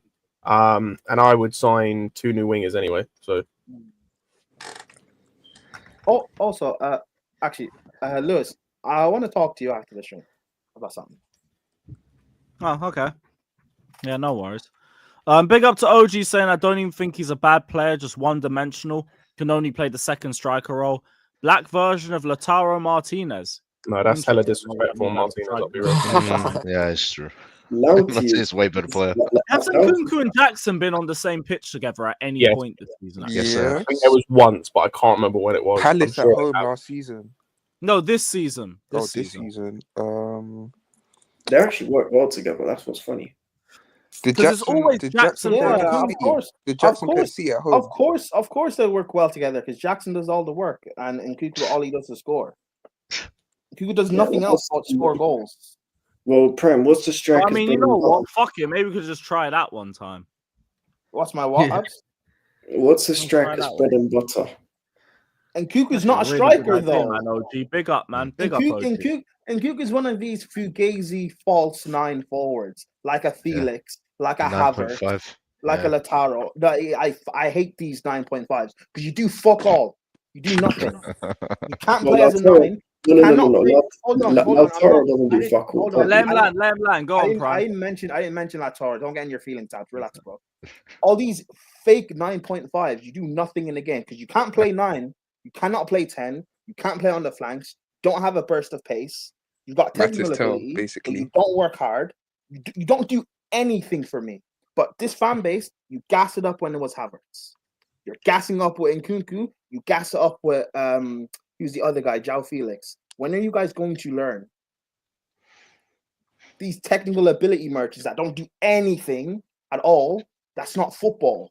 That's cage ball, maybe. Go back in the cages, bro, where you guys live in the trenches. But here in the real world, this doesn't work, bro. And QQ, go back Germany or something, because you're not cutting it here at all. You're not. He did try to be fair. Yeah. And he wouldn't have worked at Bayern either. You have to work. No, he hard would have at done. Bayern, He 100% would have done. He doesn't work in this league. We'll see. Yeah, I just don't think it's a he's that good of a league player. issue. I just don't think he's that good No, of a it is a player, league bro. issue. I'll be real. I think it is a league issue. He is not that good of a player. Really? He is I don't not think that it's a good league of a issue. player. He is It's not one that of good them of a ones player. where he can be if you're willing to facilitate for him, then he can be a good player for you. But he's not worth being facilitated for. As I said, Tom, if you're willing, I'm not saying you should. I know, but he is not any big club. Like, he's not worth being facilitated for. That's why at Bayern, I don't think he would have worked. Fair enough. Well, then there you go. Anyway, and Clunky needs to go. You're right. Who else needs to cut? That's too many, man. Word the Skepta. By the way, Lewis, I think Nkunku played with Jackson against City at home. First game of the season. Oh yeah, he was on the left though, wasn't he? Yeah. And you know what's funny? That was in He got Kuku's pocketed by probably. Rico That's Lewis. probably in Kuku's best game of the season, playing out on the left. No, it was not. No, he got pocketed by Rico Lewis all game. No, but I don't think. Yeah, but Lewis, Nkunku for me hasn't been good all season. He hasn't had but that game he had nothing. He had absolutely nothing. I think he was good. I think he played okay in that game. You know why? Because he actually worked hard. The rest of the games he's been playing, he hasn't worked hard. He hasn't offered me anything. Yeah, I can't lie. How low the bar is then, man. Yeah, but that's my point, bro. You're scoring goals against lower league conference league opposition. I don't care about that. I don't get. You're meant to be. Again, this guy was bought to be our talisman. Pre-season, no, it was the first game of the season. What are you talking but people about? have to remember, Nkunku was bought to be our talisman. Okay, he was meant to be our best. With this thing that we talk about, that we lack experience, and Nkunku is supposed to be the experience in this team. He's supposed to be the guy in this team, and yet this guy couldn't bench a shit Jackson that's only played football for a year. You can't play 10 over Palmer, who's been shit for a month. You can't play on the flanks when we have injury issues. So what are you doing for me, bro? Cut off your dreads and go home, bro. I'm sick of you. Right. Scott, I know you agree with me. Why has he got to cut off the dreads for? Just cut off your dreads, man. He wants to have the same premise a minute. That's why. On him being like decent against what's it called, City or whatever, like I can't genuinely, outside the Barrow game, and it's Barrow, I can't remember a good game he's had for us. Thank you. So the fact that people can't even really argue against it, bro, you're shit. Leave. Yeah, but these stupid directors try to get 60 mid. This is what I don't get. Yeah, I would have gave him to Villa for Duran. I would have tried. I don't even mind them trying to get. I don't mind them trying to get 60 because like you're trying to get what you paid from. That's fair, but it's more like, bro. I just mentioned someone earlier. Like, couldn't you try to find a way to like do a Barcola plus Nkunku or like for Nkunku plus cash swap deal or something? Yeah, but those are rare. Bro, that's all we fucking do. Like, that's all these fuckers want to do is these swap deals. So when you have a swap deal that makes sense, you don't want to do it. Like, it was the same when we swapped Matson for Kellyman, when you could have just done Matson for Duran, and you could have done Golding for Hermanson, but you went Golding for fucking KDH. Yeah, but it's good to remember. Something you guys spoke about earlier about the Amrodion thing that fell through. I don't think it was because he failed his medical. I think it was the image rights, and the only way they spun it, so it didn't look like we were, whatever, is that he failed his medical. I don't think he failed it. There's no way he failed his medical at Chelsea and then Porto signed him. That doesn't make sense to me. That doesn't. They cancelled the deal. That's what happened. It's a shame, but what can we do? Bro, and also, did anyone see the goal he scored as well yesterday? No, I didn't. Yeah, I saw it. Yeah, that was cold. Yeah. Anyone see the goal Osman scored? Anyone see the goal Osman scored? Cold. No, but yeah, we're here talking about playing Madueke or Neto as a false nine against Aston Villa. Fuck off. Yeah. But Trying to we compare got Barcola to guys. Noni, by the way, is nuts. We got Yeah, that's a on dumb you take. guys. You know what, guys? You know what's so funny? Thanks for mentioning it, Prem. Now that you said it, you know, I've clocked every single one of us could build the coldest squad with the money that Clear Lake spent on this squad. Of course, not everyone. Not everyone. Nah, I think like No. I watched one of CB's live, and he was telling people, "I'll give you 300 million, build the squad," and then man would say in some people like bro, they were Rafa trying to buy layout, all tickets of for that. 300 million, bro.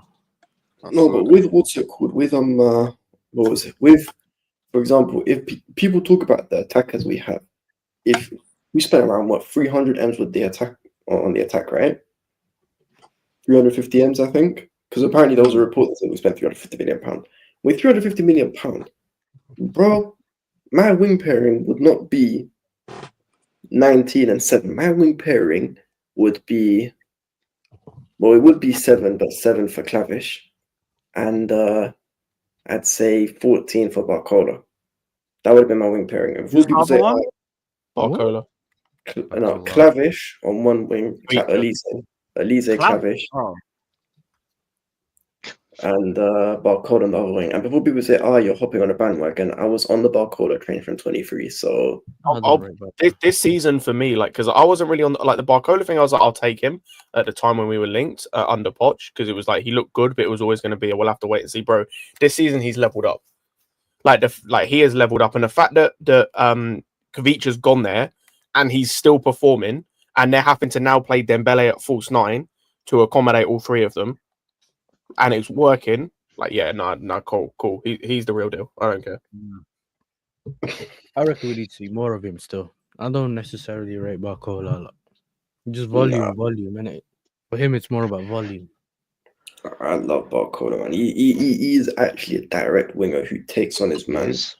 And he's not one-dimensional. He can create and he can score. He's not like, those who shall not be named. That Desiree Doué kid, he's nice too. Yeah, Doué's a good player. Yeah, but they just signed him, innit? I think. Yeah, they did just sign him.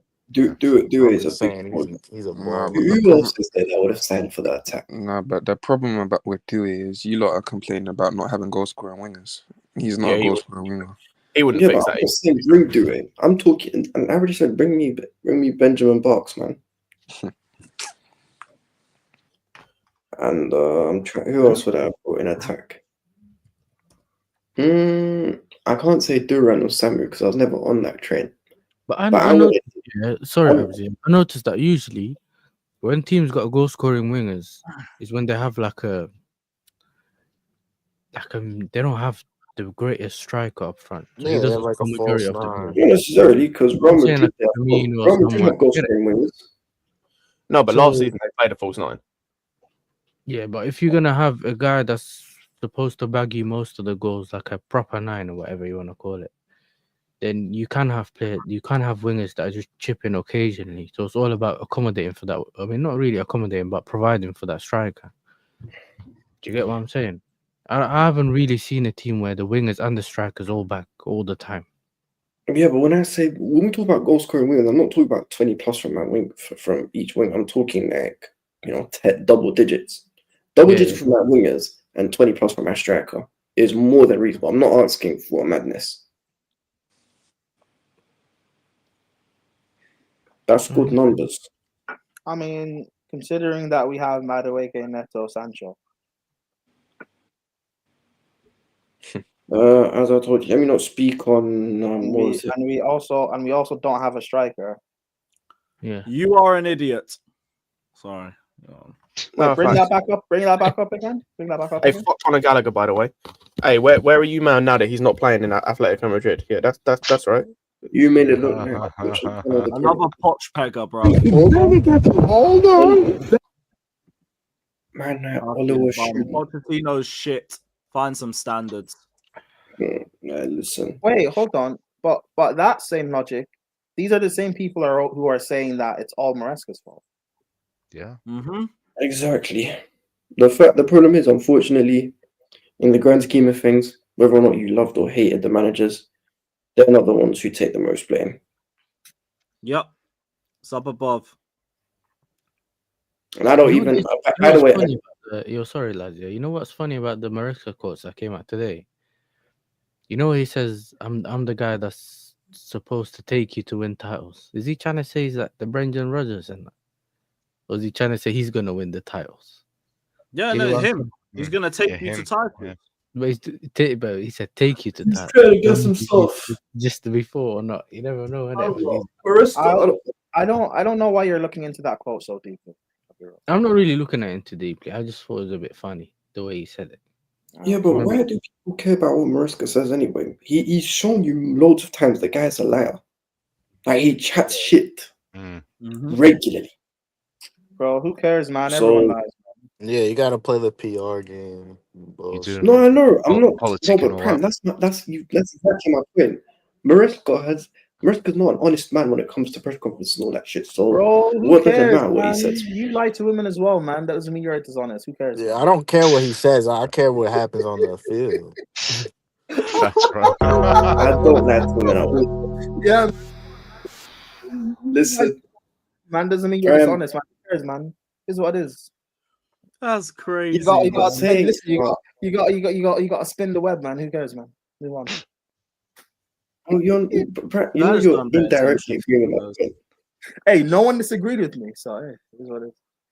No, you basically reinforced my point, Prime. Oh, what'd you say, Lewis? Say You that re- again. I know enough men that do. That's the thing. It's crazy. Yeah, you're one of them. Anyways, move on. Me? Listen. Hey, you're... Oh, the Yes. gong didn't work. Oh Hey, shit, hold yes, so you got a soundboard too. Hey, listen, Listen, after God, listen, all you men lie, man. It is what it is. Aye. Well, wait to Prep, you expose know- yourself there, blood. Hey, this is what it is. you think any hey, no one's watching this, so it is what it is, man. No, we got You never know, bro. 300 in here. Hit the likes. And none of those 300s are anyone that is, so no one's watching. Yeah, this. true. Prime, you never know which part of the life gets clipped. See? Well, no one in my personal life knows about this football stuff. No one Lads. Right, listen, this Prime guy. I was I'm moving a bit crazy. It's a Friday, guys. Relax, man. No, do your thing, man. What's our next few games saying anyway? Villa at home. Southampton at home. Yeah, sorry, Villa away, Southampton at home, then Copenhagen, then Leicester at home, then Copenhagen, then Arsenal, then the international break. Right, that's gonna be jokes with the whole protest thing. Yeah, I'm gonna be there for like 15 minutes, and I'm gonna come back to watch along. You're going to the protest? Yeah, it's close enough. Only for 15 We'll minutes. go there Don't for care 15 about minutes and then pull up for the watch along. only 15 minutes. See, I knew it. Lewis is not proper Chelsea, man. What do you mean? I'm turning up. I'm showing And my only face. 15 minutes. Okay, Hey, cool. some man who are pushing the protest ain't going either. At least I'm going. Bro, Lewis is gonna give the protest the hair nigga damn minutes. Fair, man. You're not even wrong. You're not even wrong. Hey, I'm still taking part, man. I'll leave a banner. Man's or gonna a do flag. Lewis will be with all the minutes. Listen, Prem, Lewis will be with all the Zigga Zagga guys saying, holding the posters, being like, we won't clear their cat. Say, we won't clear their cat. Hey, Lewis is gonna go to the protest. Off. Lewis is gonna go to the protest, and as soon as he gets called an N-word, he's leaving. So. Oh, To be fair, but you know what's so funny? A lot of them. Yeah, There's some 5 match minutes, goals. probably. There's some match goals who dislike Lewis more than they dislike Clearlake, and I don't know why. Oh, I love it though. Because every Mineral time I put merchants the and camera that. out, I know I've ruined Yeah. their day. It's beautiful. Mm-hmm. And also because Is it a wrong colour? complexion for protection and all that. Oh, it's one of them ones, you know. Yeah. They Yeah. they Like, feel like like George Benson and Sophie never had any issues vlogging. Come on, man. I get that. It's one of them ones where it's one of them ones where in their eyes it's like Wait, who had no mate. issues vlogging? What? Who had no issues vlogging? Oh, George Benson and Sophie Rose. Oh, that's because George Benson is cool and he was just streaming with minerals. He was. I'll be real. I'm surprised she had no issues. Shout out Chloe in the chat. Big up. I'm not surprised Sophie had I'll no be issues. so real. with it. No. I'm surprised she didn't have. Besides that, Scott. I'm not, bro. I'm surprised. No, I'm surprised. I mean, for other reasons, obviously. not. I'm surprised. I'm not. Listen, Sophie, when it comes to the Chelsea community, it's one of the few respectable Chelsea girls. You know, in terms of the cool. it's what's it called? It's a certain I'm not gonna say her name, but we all know who she is. All right. Yeah, Abs, we know. Hey, Abs, relax, man. That's Fatura's wife we're talking about, man.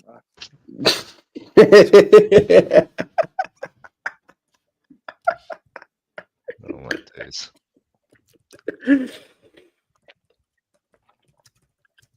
When is the wedding, by the way? Fatou never told me when the wedding between those two was. What? You don't remember? You don't remember, Lewis? No. The whole joke thing about Fatou and Astrid Wet. Vaguely remember that. You don't remember it? Not even. I want front. Genuinely Basically, people made a joke that Fatou fancied her or some shit. Yeah, because Fatou did. It's not a joke. It's true. And hey, there's evidence. Fatou fancies nearly anything with a fucking pulse and some tits. Hey, All due Lewis, respect to Fatou. there's super chat evidence out there that.